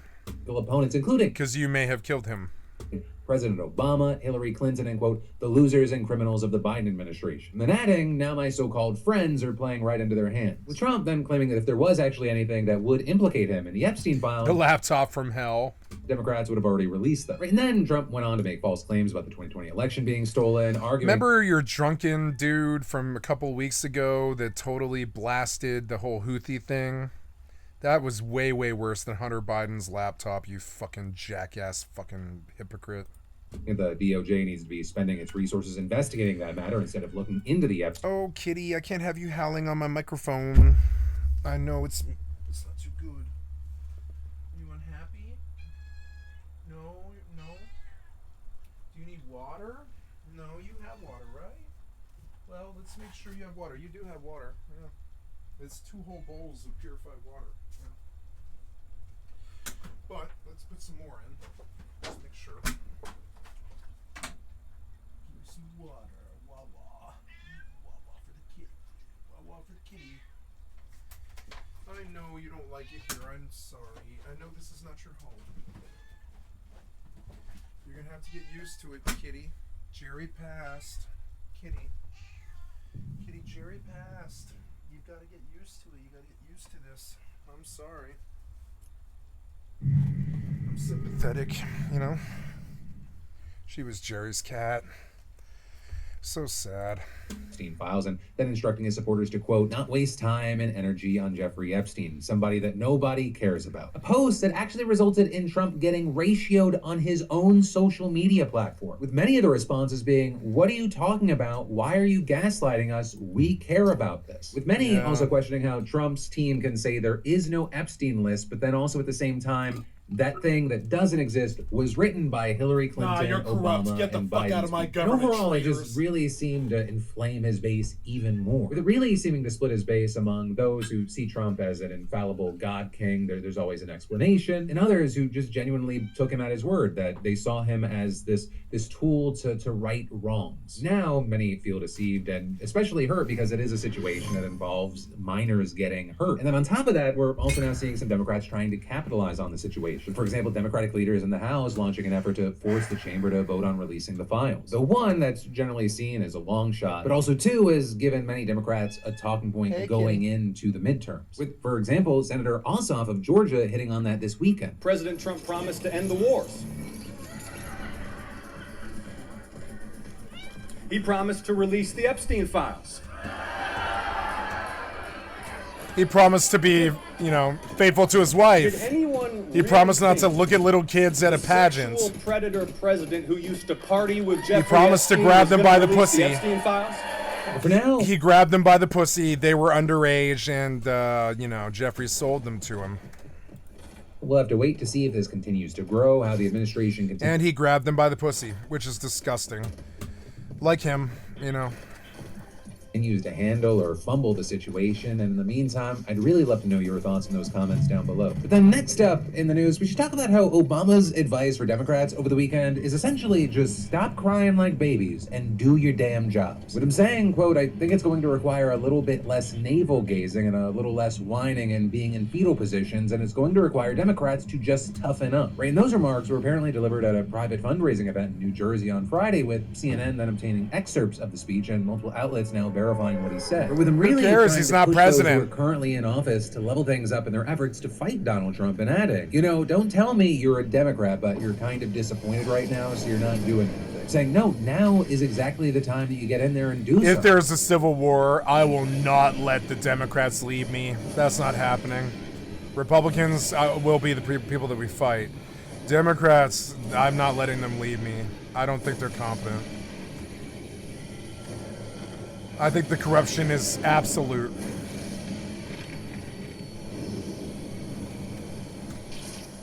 Republicans, we always knew. You know, we knew what we were dealing with that. We didn't think the Democrats were this bad, you know.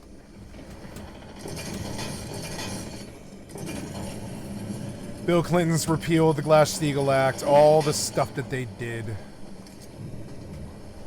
They backed the 9/11 war. They knew how much bullshit it was. They wanted the Patriot Act too. Now we have no privacy. I'm not letting Democrats like run me around if it goes to war. That's not happening. They can go fight their own battles.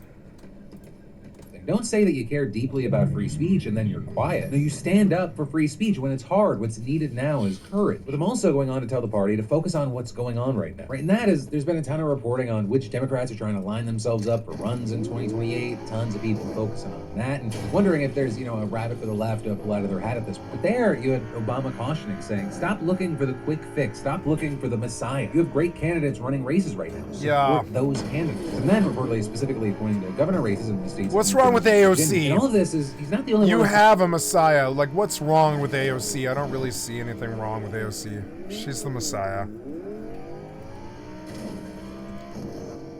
She was the only one in the D that absolutely had the balls to stand up to the oligarchs. It really doesn't like them.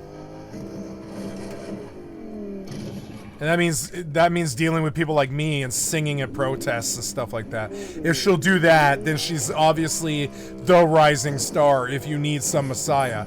I don't need that.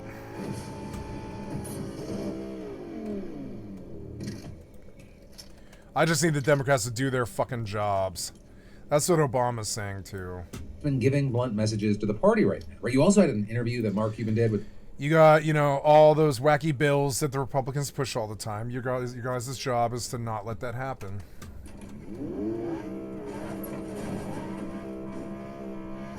Now, how did I not get the armor? Did somebody else just come and get it, or what? Thank you, kitty. It was a good cuddle. Yeah, good kitty.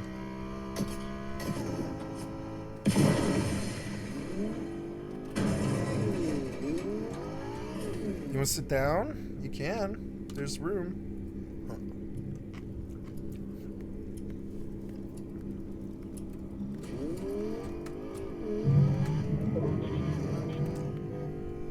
Oh, you want to come back and cuddle some more? Okay. We can do that. Don't bump my mic. Oh, get the cat butt out of my face. Oh my god. You're so annoying, kitty. I love you anyways. Cat butt in my face all the time. Cat butt in my face all the time.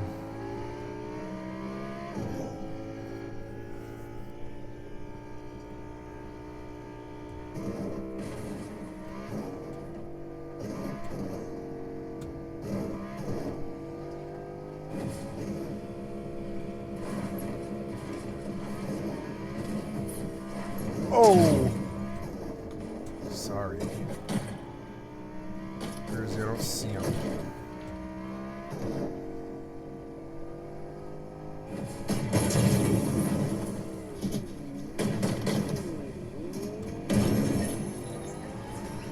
Take that, evil Jonesy.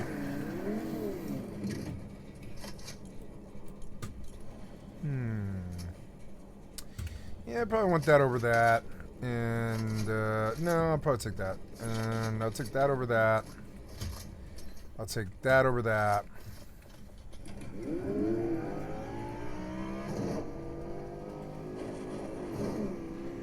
Oh, kitty, you're in and out. Over and over again. I am distracted, I'm sorry. I'm out of gas. No, I switched seats. Oops.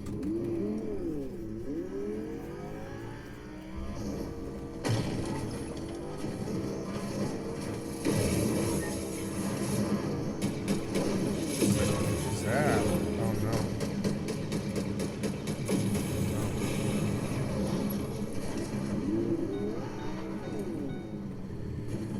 So annoying. This guy's gonna drop on me now, isn't he? What was that? What the fuck? He was an NPC. Oh god. That's a player, so I need to definitely be careful. But he can't drop on me, I don't think, so...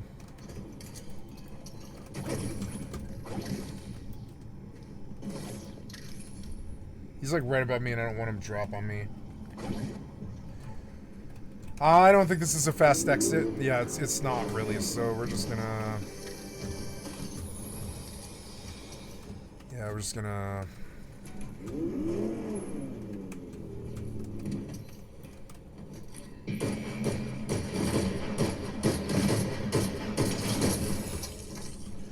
Damn it, there's all this crap on my table. I need it off. Pod Save America guys yesterday getting a ton of traction. We picked the wrong pressure points. It's just Trump sucks. That's the underlying. Yeah, you finally got there, huh? You finally got there. The way to win. It's just not. You can also notice that it's about social strategies, and Democrats are just ages behind in that regard. With Mark even saying... You finally got there, you jackass morons. That's what Mr. Beast does. He reverse engineers the algorithms to know what's going to sell. No, he doesn't. He asked AI a question. Go talk to him. No, he doesn't. Right? That's probably your best, best person to educate you on all of this. But in a world where everybody has their own unique feed, you have to flood the zone. You have to say things that are going to be fed to each individual person in a way that may connect to them. Right, and that's something that Cuban argued that Trump is actually good at, because he's kind of like a salesperson for himself who just floods the zone and is making sure he's constantly heard. It doesn't matter if it's true or not. If you say it enough times, people will believe it. You get it places where it's going to get coverage enough so that, it fills, in this day and age, fills those algorithms. And so you would always see Trump in your algorithm. And of course, all of this, it's happening as midterms are just around the corner. And so you have many wondering, can Democrats right the ship? Because yes, while there is backlash to Trump's big, beautiful bill, and you have MAGA Republicans going, okay, this Trump Epstein stuff, this feels so off. You can't just rely on bad polling for Trump. Because here's the thing, and we've talked about this, Democrats are incredibly unpopular right now. They have an approval rating of just 27% in Congress. Oh my with that, while we wait God. to see how that plays out, I do want to ask you, where do you think most change is needed? What's the messaging? What's the positioning? What's the move? Because the more of the same strategy while expecting a different outcome seems kind of fucking insane. And then I've got even more news for you in just a second. But first, let me say, am I alone here? Because at this point, my feed is basically just one long fever dream of wellness advice. Right? One reel says drink olive oil like it's pre-workout. The next says bathe in red light like a rotisserie chicken. And somehow cottage cheese is like a full-blown lifestyle now. I mean, I like it with pineapple, but I don't know. And honestly, I think it's time that we stop taking medical advice from TikTok and start talking to actual doctors. And personally, I use ZocDoc, today's sponsor, and they're the easiest way to find real in-network healthcare professionals, because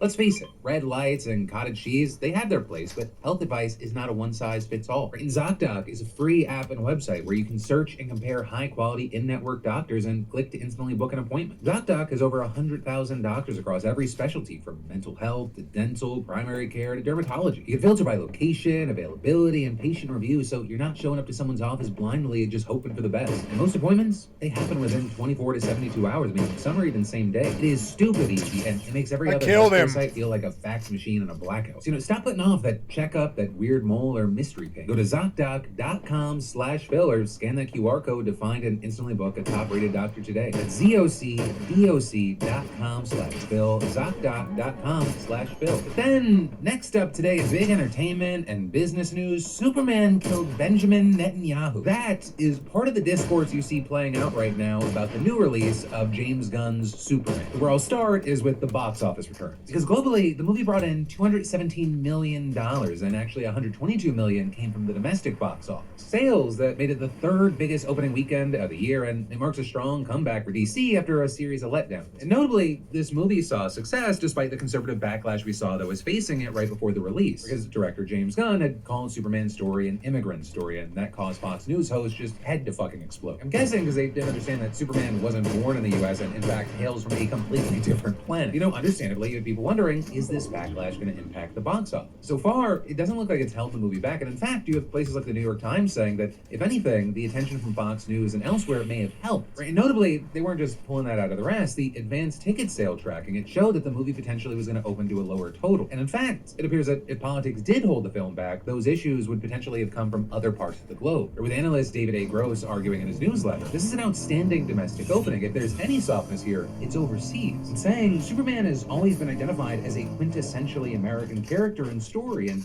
in some parts of the world, America is currently not enjoying its greatest popularity. But also noting that the film hasn't opened in all markets yet, and foreign audiences often start slower. So at least the international haul, we could see an uptick there. So ultimately, we're gonna have to wait to see in the weeks and months to come where the box office ends, especially as you have people in the industry and a lot of comic fans comparing this to the Snyder Superman release back in 2013, which technically had a lower opening, and then you have people talking about, well, you have to adjust for inflation, and even with that, it had a bigger international haul. But as you know, that debate is going to play out. You also had Warner Bros. Execs celebrating the box office success, and James Gunn also writing, "I'm incredibly grateful for your enthusiasm and kind words over the past few days. We've had a lot of Super and Superman over the years, and I'm happy to have made a movie that focuses on the man part of the equation, the kind person always looking out for those in need. That resonates so powerfully with so many people across the world is in itself a hopeful testament to the kindness and quality of human beings." So that then brings us to the other aspect being talked about and debated in the public. Because one of the things that we're seeing is that many have found the central conflict of the film, they think that it resembles what's happening between Israel and Palestine, with one now viral Letterboxd review calling it, quote, about as far left as a comic book movie could be and very anti-Israel. While you have some outlets like Vulture saying, quote, while there are events in the film that can be read as parallels to Israel's occupation of Palestine, the movie's geopolitical allusions aren't quite so specific. And noting that James Gunn has denied ties to the situation, saying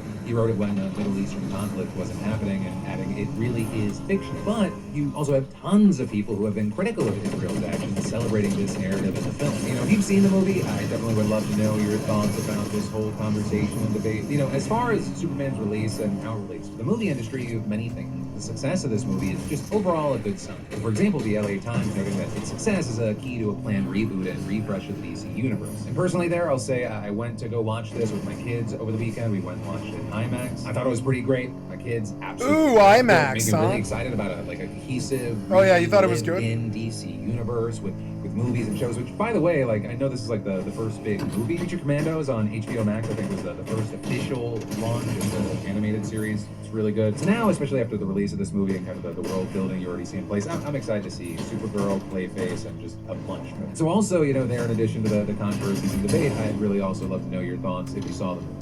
Then, next up today, we need to talk about ICE's detention centers. Because ICE, they say the conditions are fine. Detainees, they say they're starving. And lawmakers say they're being stonewalled. Right, as far as what we know, that severe lack of food, that's what detainees that are being held at ICE detention centers are claiming in at least 7 states. But then immigration advocates saying that a lot of this can be blamed on just how overcrowded the centers are right now. Because Congress has given ICE enough money to hold 41,500 people, but as of last week, it had over 57,000. And that is another factor, according to a former ICE official who spoke with NBC News, is that it can be hard to plan how much food will be needed at any given time. Right? And that because there can be huge fluctuations in how many people are at a facility, with people often coming in waves, unlike a normal jail where it's usually a trickle at any given time. And that difference, it makes it extremely difficult to stock the correct amount of food. And then, of course, making matters even worse is that a lot of these facilities are for profit, so they don't have an incentive to overstock on food just in case and lose money. However, there, I need to know that the problem isn't necessarily with a specific company, with advocates claiming that these problems can happen regardless of who's in charge. With, for example, a lawyer with the American Immigration Lawyers Association putting it this way, saying, quote, we haven't seen any company-specific trends. It just goes to the overall detention system and how overcrowded the detention system is as a whole. According to some of the people that are being held, there's not only a lack of food, but a severe quality problem. So, for example, some facilities allegedly give detainees meat that is so finely ground up that it's essentially liquid, and that, quote, it looks like little small pebbles, and that will be the ounces that they give you. Also, other immigration attorneys say they've received complaints about moldy food or food that's inedible in general. And the overcrowding also means less food per person, according to one Russian man who's been held in Louisiana for months, saying the portions got smaller. I have to deal with hunger, so I am getting used to the hunger, so I have lost weight. Right? And all of this, it's counter to ICE's own food service standards. Right? What? He killed me instantly!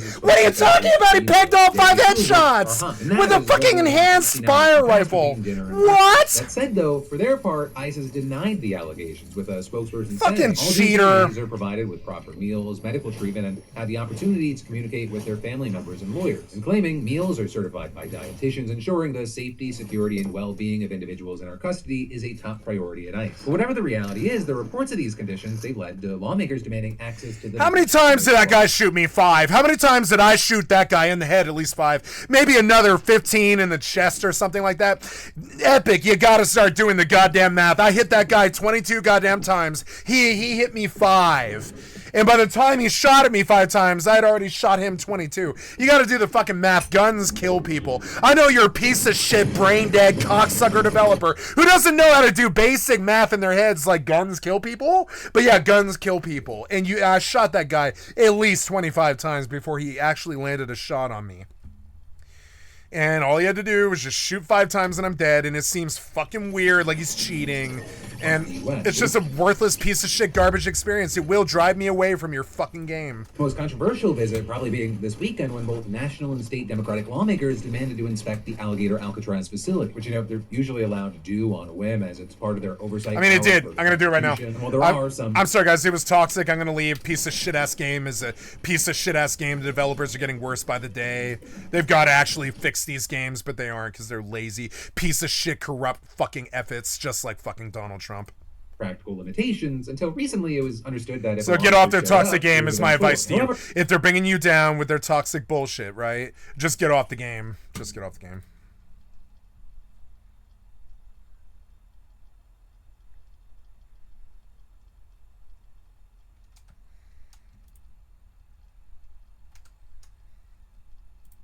What people saw is that Democratic lawmakers were initially turned away from Alligator Alcatraz on Friday. And it wasn't until Saturday, after a huge number of them showed up, that they were finally let in. And then, even though they were eventually let in, the fact that they were initially blocked, it caused outrage and led to lawmakers releasing a joint statement that said the DeSantis administration's refusal to let us in wasn't some bureaucratic misstep. It was a deliberate obstruction meant to hide what's really happening behind those gates. And saying there is no statute that permits the governor to overrule the legislature's oversight authority. But then also, as far as what the lawmakers had to say after they were finally able to check out the facility themselves, well, you had U.S. Representative Debbie Wasserman Schultz describing the facility like this, saying, quote, "There are really disturbing, vile conditions, and this place needs to be shut the hell down. This place is a stunt, and they're abusing human beings here." And she went on to say, packed into cages, 3 tiny toilets, a sink attached to it. They essentially drink, they get their drinking water, and they brush their teeth.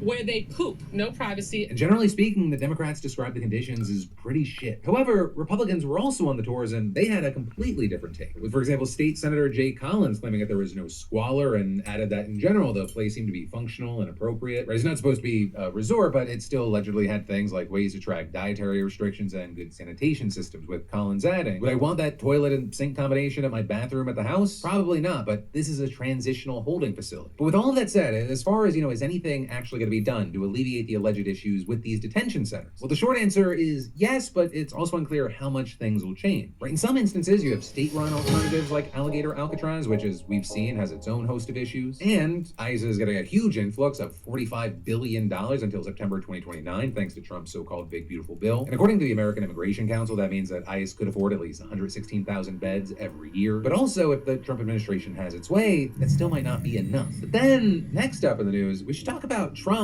running out of lawyers to defend his administration in court. For nearly 2/3 of lawyers in the Justice Department's federal programs branch, whose job is representing the federal government in court, they have voluntarily left or announced plans to leave since Trump got elected in November. And that, according to a list compiled by former Justice Department lawyers that was reviewed by Reuters. And you have Reuters saying that they were able to verify the departure of all but 4 named on that list using court records and LinkedIn accounts. To be clear here, some turnover between presidential administrations, that's normal. But this, I know everything these days can feel crazy. This is crazy. Or something different appears to be happening. The people who have left reportedly include at least 10 of 23 supervisors, many of whom have already served across presidential administrations. And with that, well, some employees, they left over policy differences. Many had reportedly already served in the first Trump administration, and, they viewed their role as defending the government no matter what party was in power. But that apparently has become something harder and harder to believe in, with some reportedly saying they feared Trump's policies violated the Constitution or were put in place without following the processes that were more defensible in court. With, for example, one former employee saying many of those people came to work at federal programs to defend aspects of our constitutional system, and asking how could they participate in the project of tearing it down. And then with that, you had with some career lawyers reportedly fearing being pressured to misrepresent facts or legal issues in court, potentially violating attorney ethics rules. And to that point, a former supervisor in another branch of the DOJ filed a whistleblower complaint just last month, with him alleging there that he faced pressure from administration officials to make unsupported legal arguments and adopt faulty interpretations of rulings in 3 immigration cases. And key thing, that came after the administration accused him of failing to adequately defend the administration's position in the case of Kilmar Abrego Garcia, the man wrongly deported to El Salvador. Of course, the White House has denied that. And then as far as the reports about people leaving by choice, you had a White House spokesperson saying in a statement, the department has defeated many of these lawsuits all the way up to the Supreme Court and will continue to defend the president's agenda to keep Americans safe. And then adding, any sanctimonious career bureaucrat expressing faux outrage over the president's policies while sitting idly by during the rank weaponization by the previous administration has no grounds to stand up. Whatever your opinion or reaction to all that is, what we do know is that the department is reportedly scrambling to fill vacancies. But according to Reuters, more than a dozen lawyers have now temporarily been reassigned to the federal programs branch from other parts of the DOJ. Not to mention, it's been exempted from the federal government hiring freeze. And that, of course, in contrast to the purge that seems to be happening across much of the department. You know, the administration, they have fired dozens of lawyers involved in prosecuting corruption cases or January 6th. And then this week, with Attorney General Pam Bondi, while her connection with Epstein and what's going on there has been kind of the focus, she fired 20 employees who had at some point been involved in prosecuting Donald Trump, including 2 prosecutors who worked under former special counsel Jack Smith, or the guy that led the department's investigation into Trump's efforts to overturn Joe Biden's 2020 election victory, as well as a separate case focused on Trump's handling of classified documents found at Mar-a-Lago. And those new dismissals, they bring the total Smith-related firings to about 35, and actually there you had Axios reporting that 15 more could face termination as well. And so this is going to be a thing to focus on, because the changes at the DOJ, they are big, they are widespread, some of it on purpose, some of it not, but all of it,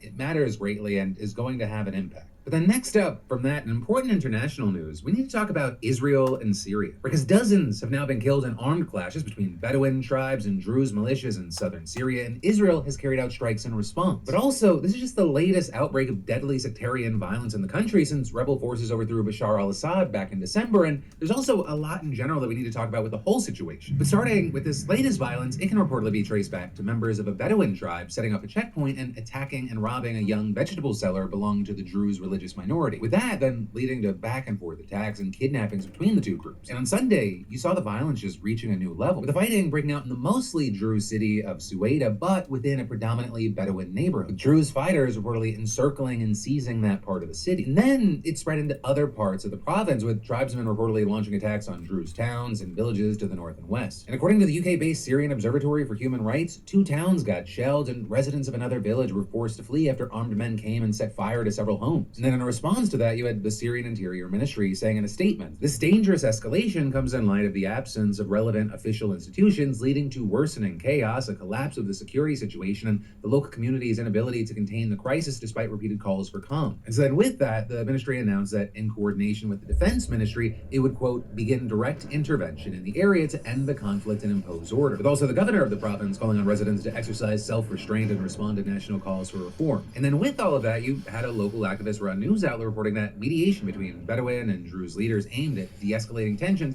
had actually resulted in the release of people kidnapped by both sides during the clashes. Then, this morning, you had that same outlet reporting that fighting had erupted in the nearby countryside after drones attacked villages. With that, as government forces were also now deployed in nearby areas of a neighboring province. Out-leveled, with that, we've seen reports that some members of so I'm on my hardcore character, and I have out-leveled to level 10, and I've out-leveled bees in worms. So now I go over here, west, and I get mana back, but I look for stuff like birds and saplings, and I do all that till like level 14 or something like that, and like I enjoy this. Actually, I'm learning to enjoy the slow pace of a good RPG.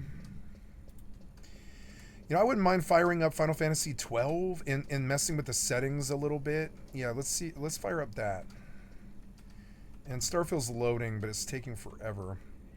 I forgot that 12 is an HDR game that kind of does mess with the screen a bit. I forgot. But it's a good game. Yeah, I think I'm supposed to run this one in window, but I can't remember. I don't know. Do you have my old save? I'm pretty far in on this one.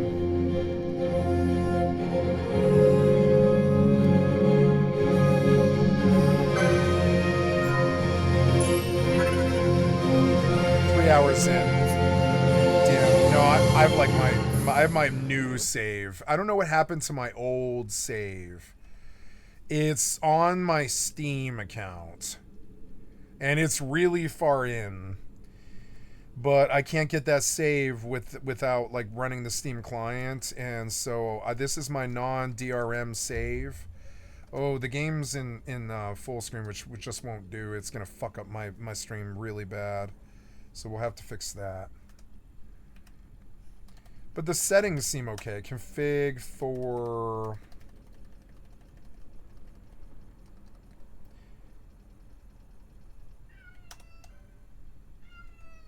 It's okay, kitty. Yes, change. No, not full screen. Window, full screen, window, borderless. Borderless. There we go. Now we can play it in the right thing. Frame rate limit should not, I mean, yes, 60, I guess. No, kitty, no. Don't yell, please. I'm sorry. VSync, brightness, and a subject high. The shadows could be low because I don't need them taxing. Character self-shadowing is good. MSA, 8x, SMA, full depth of field, I want off.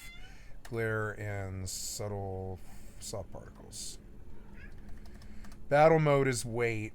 Battle speed is slow. Target lines are on. Yeah, it's okay, kitty. Please be quiet.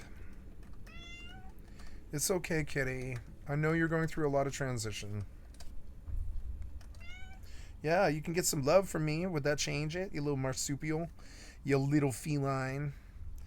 You little weird feline animal. Yeah, if I give you some love, will you not howl like that, please? Yeah? If I pay attention to you and I just act like I'm your friend, your buddy, I'm your guy, will you not howl like a cat in heat, please?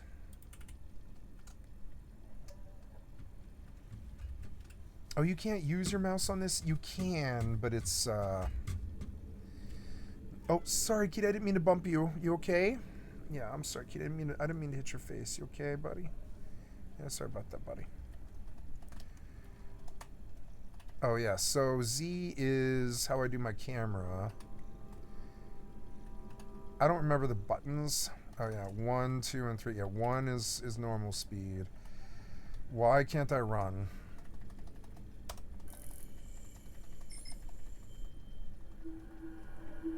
Controls.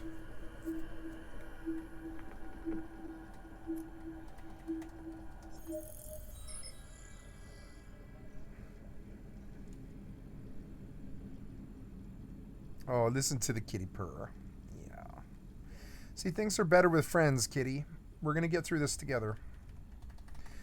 I'll be there till the day you die, kitty. I promise. Unless somebody kills me or something.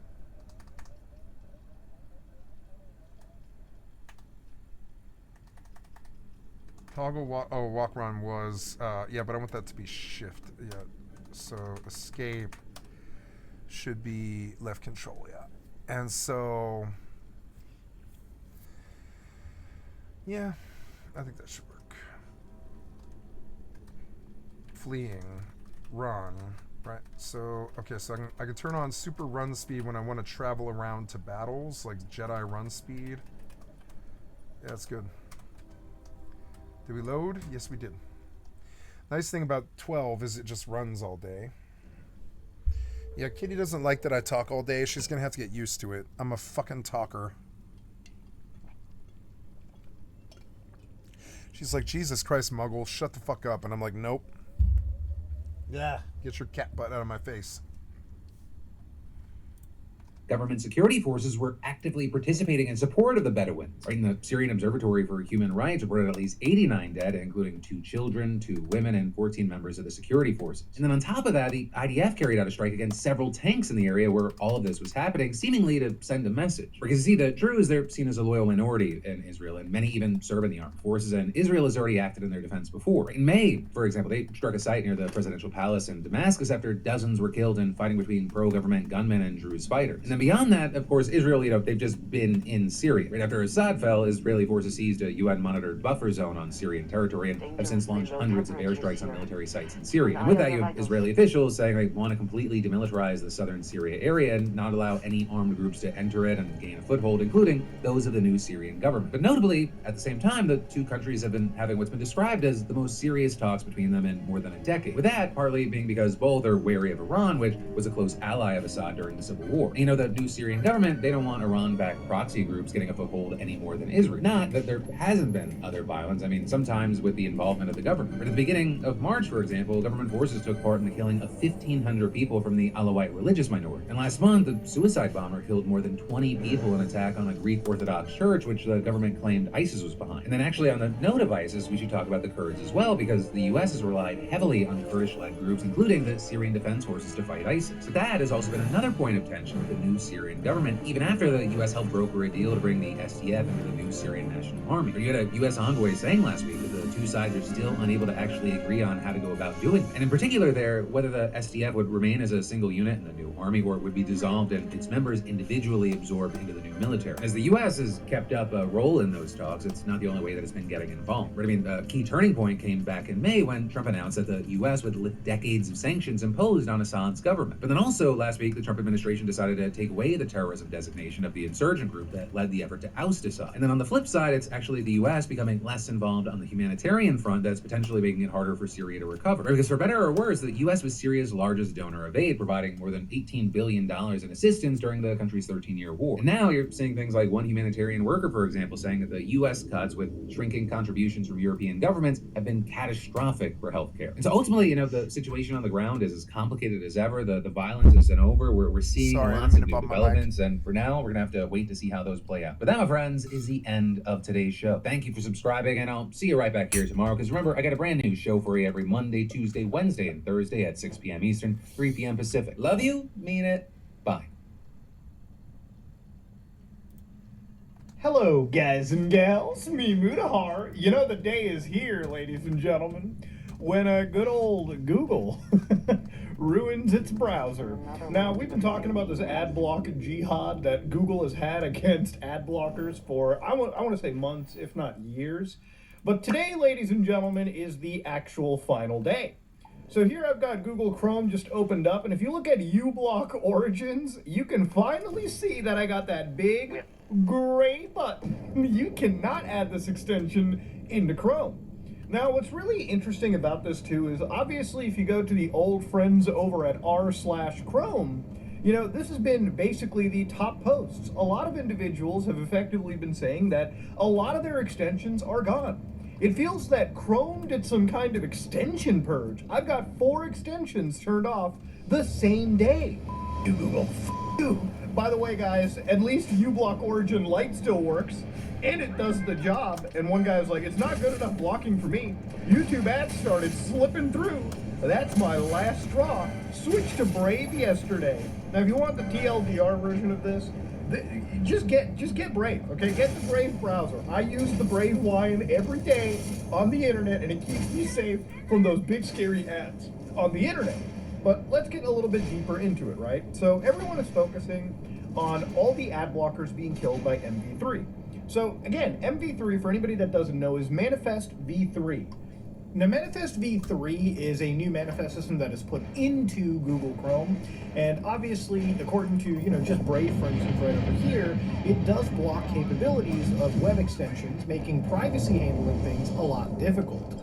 So in just short, it imposes new restrictions, a cap on blocking rules, the removal of background scripts, changes around cosmetic filtering, so on and so forth. So it actually, people in the space have made, new extensions that are MV3 supported, but it seems like a lot of things that they're trying to address are actually problems introduced with the limitations that Manifest v3 has put in. And these limitations are meant, and they're pushed in the sense that I guess they're providing more security, and that can be debatable. But the thing is, at the end of it, they are taking away extensions that a lot of people use on a daily basis to keep themselves safe on the internet. So for instance, like content blockers like uBlock Origin, it absolutely restricts how that extension can intercept or modify certain network requests.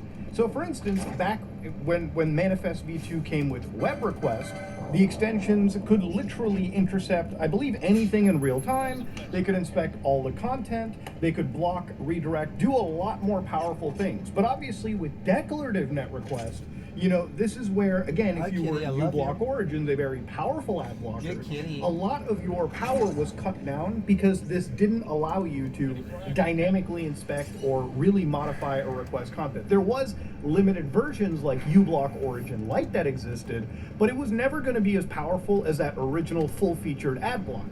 Now, ad blockers are so important that even, you know, federal agencies, cybersecurity firms, everyone tells you that it's pretty much a mandatory requirement. I would say, on a personal level, I would recommend you have a good ad blocker. I don't care if you use an antivirus. I don't use an antivirus on my systems. I just use common sense. But I would never browse the internet without any form of ad blocking, just because there are so many malicious things that exist on the internet, and you could probably axe a good 80-90% of them if you removed ads from even tracking you or delivering to you with all these shady scams that exist all over, right? Now, a lot of these companies are putting in tons of money into making the next big browser, right? So you got like companies like OpenAI that are making like the next big AI web browser. And again, the most important thing for, I guess, some of these companies is to have access over your browsing. Now, one of the things that I believe was caused for this manifest change probably was due to the fact that maybe it did really cut into Google's bottom line pretty heavily to have ads being blocked so effectively. Again, Google is more an advertising company than they really are just like anything else. And if you're cutting into the bottom line in any capacity, I would have to imagine that it wouldn't be something that is kosher. Now, looking at the current browser market share in the world, you know, one of the things that should kind of like pique your interest is how much of the internet is powered or used by Chrome, really, right? So you've got Chrome at 68.3%, meaning that most people definitely just use basic Google Chrome. They go to the site, they download it, you're good. Google has become the de facto, like Google Chrome's become the de facto browser. But if you look at everything else, like Safari is the only other different engine, and that's like an Apple exclusive. And of course, you've got Edge, which is also just a fork of Chromium. You've also got Firefox, which is at 2.3%, the only real competitor. Samsung Internet is literally just Chrome reskinned for your Android phone. And of course, Opera, I believe current Opera is Chromium based. So again, let's say that you want to make sure that, you know, you want to deviate a little bit. You've really only got one other option, and that is Firefox. But before we do all of the actual changes, what if you wanted to keep using that uBlock Origin a little bit longer on your actual like Google Chrome browser? So before a new update, there are ways to actually get access to uBlock Origins again, or a lot of these Manifest v2 extensions for a little bit longer. So for instance, let's say you're on Google Chrome, open up a new tab, and ladies and gentlemen, you want to type in Chrome://flags. And inside over here, you got like, warning, experimental features ahead. Now underneath here, you'll see temporarily unexpire M136 flags or M137 flags. So depending on which version of Chrome that you're on, right, down the road, you will have to change this a few more times as the versions update. So over here, you want to go to M131 flags, you want to hit enable, and of course, it's going to ask you, you need to relaunch your browser. So again, we just hit that little relaunch button, everything is redropped, and boom, we're back at the Chrome flags menu. So now the Chrome flags menu, you want to go to extension, manifest, and then of course, you've got all of these like warning stages, disabled stages, unsupported stages, okay? So you want to go to allow legacy manifest versions. You want to make sure these are all disabled up here, and hopefully if all of this is done, one more relaunch should allow you, in theory, to keep uBlock Origins. So for instance, if we go back to the site, woo, we get to add that to Chrome. Now, this doesn't mean that it's going to be around forever, ladies and gentlemen. At some point, this will be sent to the big old cemetery in the sky. So really, what's a better change here? Is there any actual competitor? Well, for one, you can go to Brave Browser. Now, Brave Browser offers you a little bit of a compatibility layer for this. Like, they're kind of supporting Manifest v2 for a little bit right now. But that doesn't mean the support is guaranteed down into the future. So even if you go to Brave, which again is just another Chromium browser, a very good one in my opinion, and one that I use on a daily basis, let's say today was your chance to say, fuck Chrome, fuck Google, I'm gonna switch to the Firefox, okay? Well, Firefox is actually, from my understanding, keeping Manifest v2 pretty much on the board. So a lot of those ad blocking tools that Google wants to get rid of, Firefox is absolutely going to be down here and keeping it, right? But let's say that you don't like Firefox because you didn't enjoy some controversy they were in the past. Maybe you're not down with them. Maybe you don't like the fact that this is still at its core, you know, just Google basically paying them money to be their competitor. And there's a whole like, you know, there's just a whole different video topic right there. I've probably covered it in the last several months, just because when I talk about browsers and stuff, when I talk about like big tech, Google, Microsoft, a lot of these companies are usually always involved in the pocketbooks of nearly all their competitors, especially when it comes to things like antitrust, but we're deviating. So a great option that is, you know, completely separate from this is something like LibreWolf. Now, if you go to LibreWolf, all right, you can see that this is a custom version of Firefox based on privacy, security, and freedom. So let's say, you know, you're somebody that wants no telemetry, you want a private search engine, you want content blockers, you want enhanced privacy, fast updates, and something that's open source, as most big browsers really are, I think, except for Safari. Yeah, you have access to this. So all you got to do is click on that big blue installation button. Now, if you're a Windows user, you click on that Windows. If you're a Mackie user, you click on the Macintosh. Or actually, if you just wanted a really easy option, you just go to your software manager, you go over here and you just type in the words LibreWolf. And then you just click that, you hit that little fat install button, you make sure you hit like, you just do continue, and boom, it's just installing for you, okay? Done. So now if you guys want to start up good old LibreWolf, here it is, boom, it just comes with DuckDuckGo already set. And of course, it's just Firefox with a lot more privacy thrown into it. You go to the search engine, you can change it to whatever you want. And again, to show you your level of privacy and ad blocking, from the get-go, this already comes with every ad blocker and everything enabled. So again, if you're worried about browsing the internet, you don't have to worry too much. A lot of the alternatives are there. You know, even if Google or Chrome or any of these extensions want to take that away from you, you still don't have.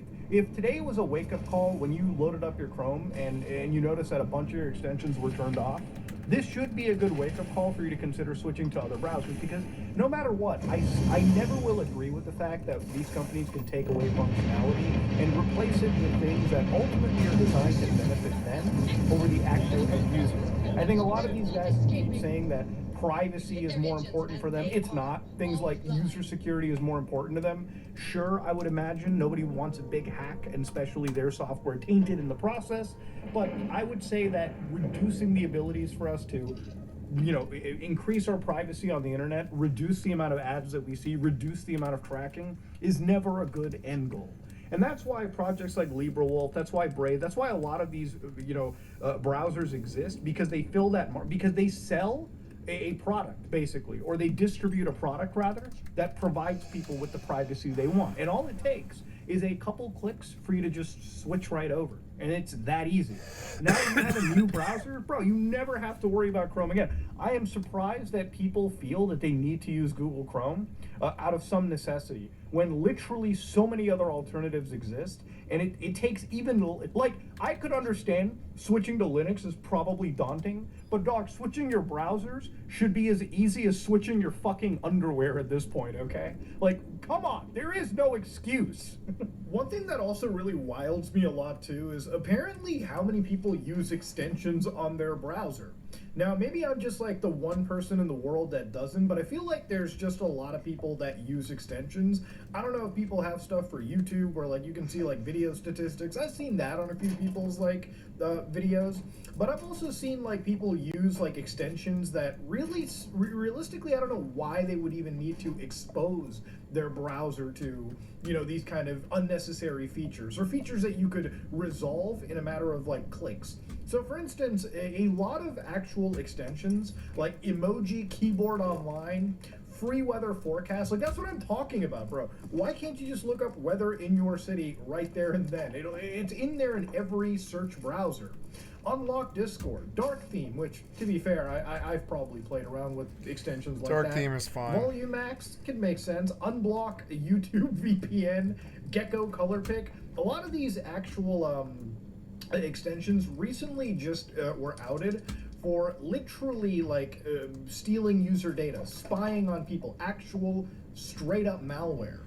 So again, really? One of the reasons. Okay, well, let's go look at Chrome extensions then. AdBlock stays, AdGuard Browser Assistant, Adobe Acrobat remove. Or I don't know, I think no, just reinstall, whatever, it's fine. No, I want to go. I'm done. Yep. And then go to extensions, manage. Auto quality for YouTube. I want to get rid of this one.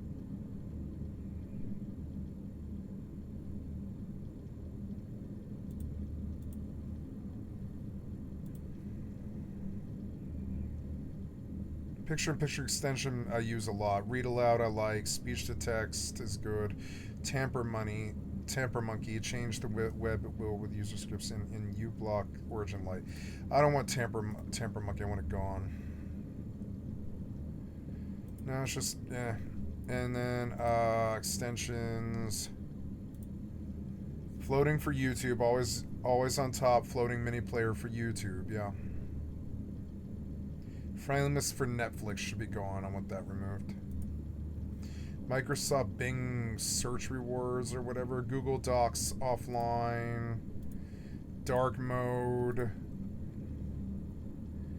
Yeah, I'm going to trim extensions. I haven't done this in a long time. Yeah, all the rest of that I think is... I don't think I want that one either. I don't think it's working. And then, yep. And uBlock Origin Lite. Floating for YouTube. Yep, good. Sorry, sorry to see you go, whatever. And then, goodbye. Thank you, some ordinary gamers have like subbed to your channel.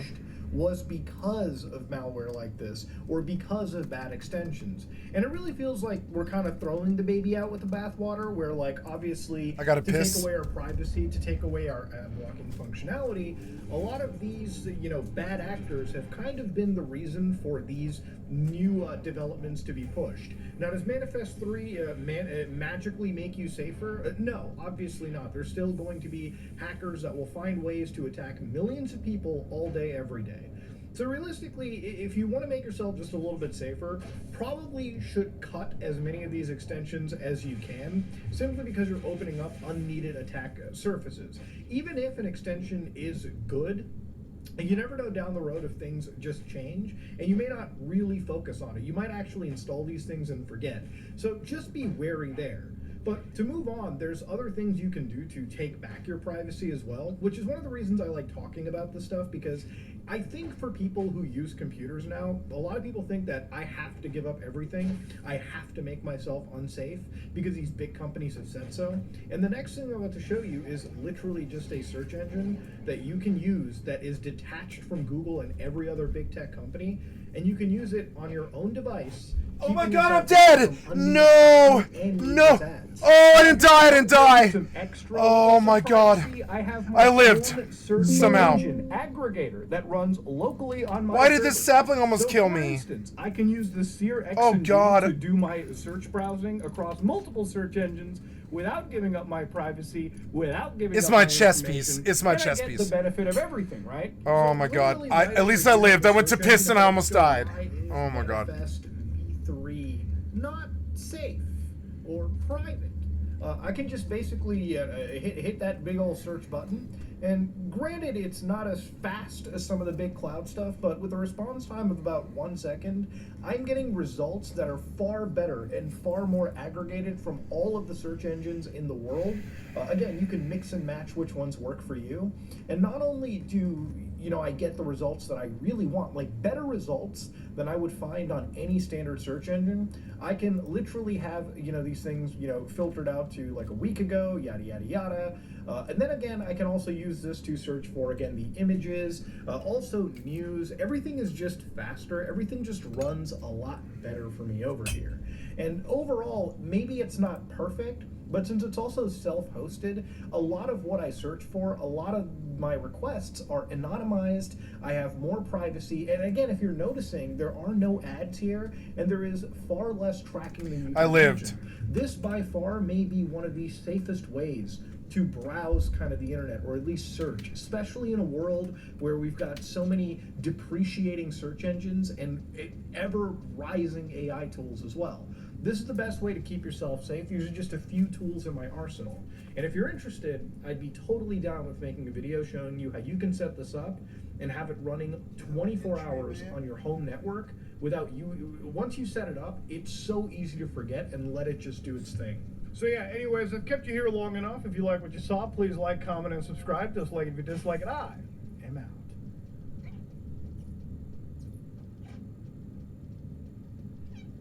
I'm sorry. I didn't mean to. It's probably fine. I'm sorry, kid. I didn't mean to hurt you. I was just checking. You've been digging at your foot all day, and I just wanted to see what it was, you know? Nope. Hi, guys. Hello, guys and No, I do want to hear what he has to say. I do want to hear what that guy has to say, and I'm okay with it. The Neuromancer. Thank you. I've liked to sub to your channel. I'm a science teacher.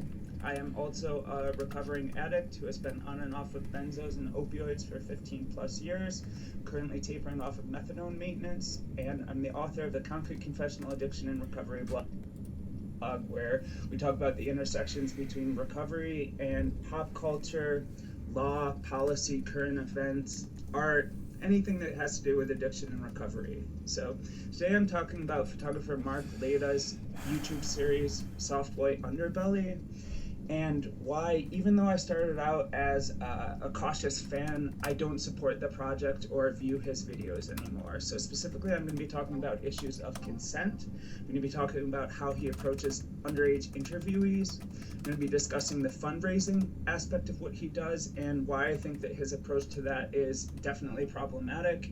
And I'm also going to be discussing the narratives that he pushes, whether consciously or not, when it comes to things like how trauma holds us back and defines us, when it comes to things like, we'll say, adult work of various types and how much money people can make from them, and a couple of other narratives that I find very prevalent and in his videos that I think are actually very damaging and potentially even dangerous.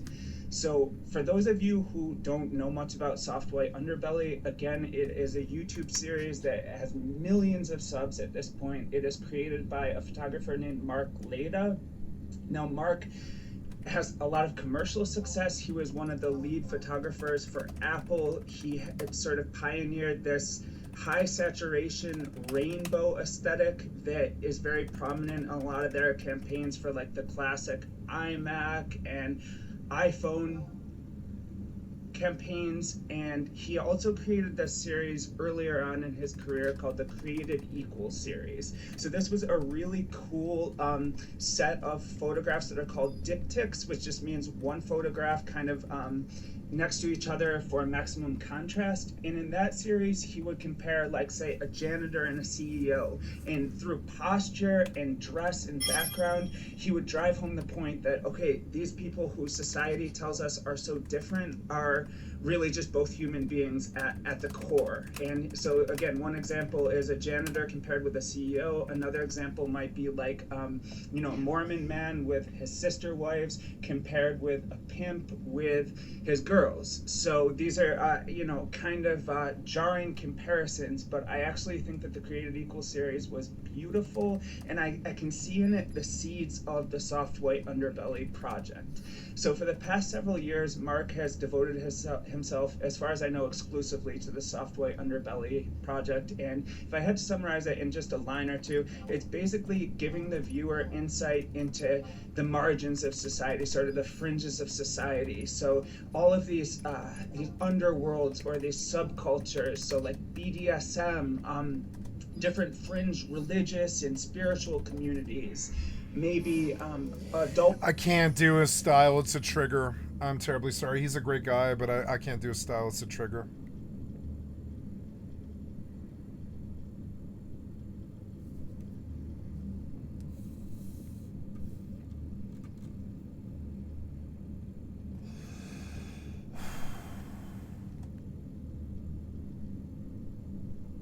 These are libertarians.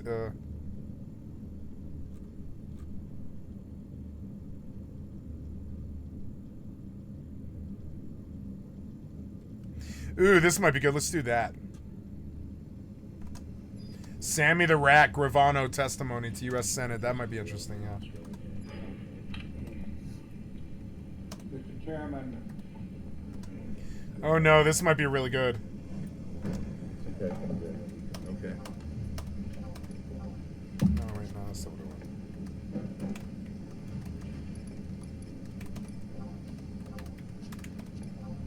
Oh, I have a level 8 thing, but I didn't put it on. Oh, I'm an idiot.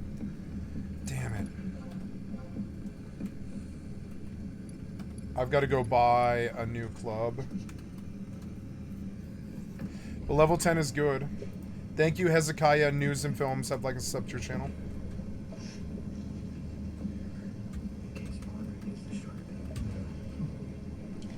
I used to live by Izakaya Den in Denver. Izakaya Den is the best sushi place in Denver, or what? I'm sorry. Well, Sushi Den is the best sushi place in Denver. But right across the street is the same sushi. I know him. He's the same sushi restaurant owner owns Izakaya Den as well as Izakaya Den and Sushi Den, and then there's another Park Street Rolls or something. I forget the name of the place up on Downing Street. I can't remember. John Hawley's Bistro. John Hawley's Bistro is the third one that he owns. And my best friend and I became friends with him when we were younger because we went through a sushi phase, and we would go to the restaurants on the birthdays and blow, $300-400 so he would like us, and he would show up and talk to us and stuff. And whenever I hear the word Hezekiah, I think of Izakaya Den, which is like one of the greatest restaurants on the fucking planet. And it was always like 2 blocks. My best friend lives 2 blocks from that restaurant. And I've always thought he lives in the best place in the whole known universe. Because 2 blocks from my best friend's house is 4 sushi restaurants, Stella's Coffee House, a 7-Eleven, 2 dispensaries, a couple of bistros, a fucking bakery, a breakfast joint, a boba tea place. And I really think that where my best friend lives, I'm so jealous of him. He has within 2 blocks of his house, he has everything a cultured man could ever fucking want. And I mean, he has enough money, but it's nobody has enough money to even patronize all these weird Platt Park restaurants that are all 2 blocks of his house.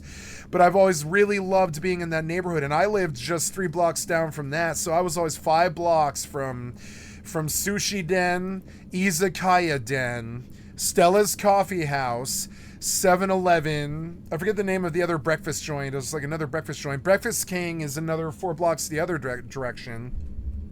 Breakfast King is the most famous breakfast joint in the entire city of Denver. There's and then there's like a Conoco and a couple of liquor stores. There's an Italian pizzeria joint that I really love named, oh god, I can't remember the fucking name, but there's a pizza joint just 2 blocks west. And Izakaya Den is 2 blocks south. And then there's a whole bunch of other bistros. There's Sexy Pizza.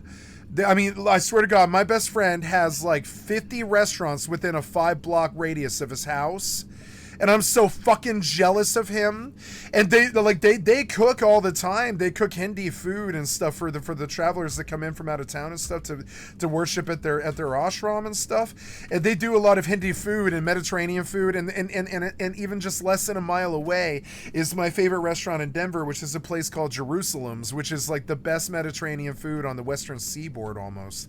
I don't know why, but we got really good Mediterranean and Syrian food in Denver. Park Burger is 6 blocks down from his house. Park Burger is one of the greatest burger joints in history. there, you know, and then if you want to travel a mile, there's like another 200 goddamn restaurants all within like his house or something, within a mile. And like, so one of the things I used to love about living in Platt Park is it's almost as good as living in like Soho or like, oh, I don't know, Chelsea Hotel area where John Lennon was, because every food joint in Denver is within 6 blocks of where my best friend lives and where I call the nexus of the universe.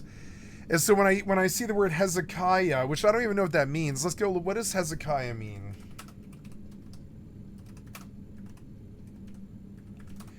What does Hezekiah mean, right?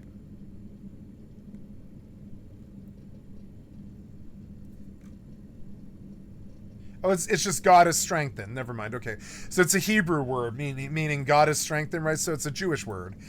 And so I didn't know what Hezekiah meant. I thought it was a Japanese word because I thought it was very close to Ezekiah. But no, it's a Jewish news and films thing about Grafano testimony to the U.S. Senate. It's probably a Jewish kid who likes Italian gangsters, which is kind of funny. And, you know, that's cool. So I'm an Italian kid who likes Jewish gangsters and Italian gangsters, whatever. And in the Bible, Hezekiah was a righteous king of Judah, right? And I remember that part of it, known for his faith and for leading the people in religious reforms, yeah. So, great name, I like it. But I was thinking of Izakaya Den, which is a restaurant in Denver, a block from my best friend's house. It was a newer restaurant, but when you look at it, you begin to understand. Like, this restaurant is fucking amazing, and it's a block from my best friend's house. I'm so fucking jealous of him. Sushi Den was always a block from his house. Okay, I personally fucked 9 girls from Stella's, and Stella's is a block from his house. Like he has like the greatest like pickup place in the fucking city, a block from his house. He's got 2 of the greatest sushi restaurants in almost the West, right outside his house. He has a 7-Eleven a block from his house. I'm so fucking jealous of him. Location is everything. I don't care about what the fuck your house looks like or what your yard looks like or like how much money you spend or like me, I water the garden every day and I'm painting a bedroom. And like, I don't care how much work you do. I could give a flying shit what your house looks like or how much money you spend. It's all about where you fucking live. If you have like $1,000 apartment downtown Denver, within a block of, you know, like in literally in South Park, they called it the shitty part of town. It's called City Potty. City Potty in South Park, right, was such a hilarious thing. They're talking about Platt Park. The City Potty in South Park is actually Platt Park, and it's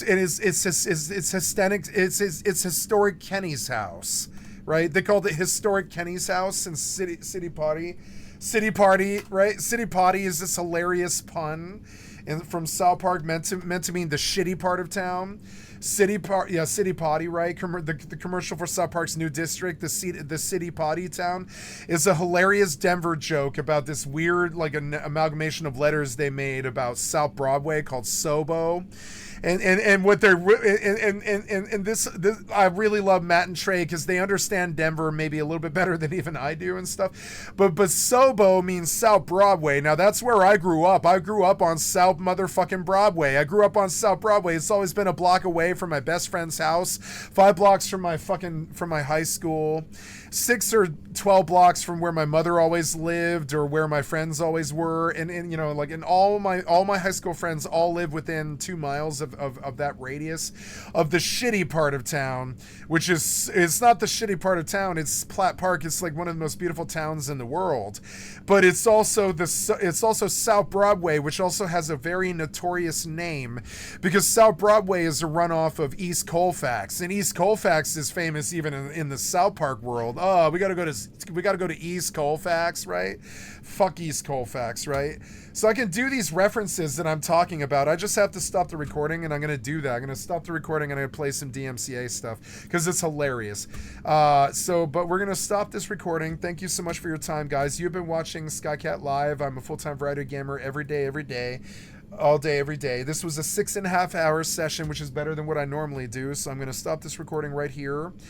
Thank you. Come give me a like, sub, or a follow, and thank you to all the people who give me a like, sub, and follow and have been supporting my videos. This 6.5 hour session will go on my channel over the next day.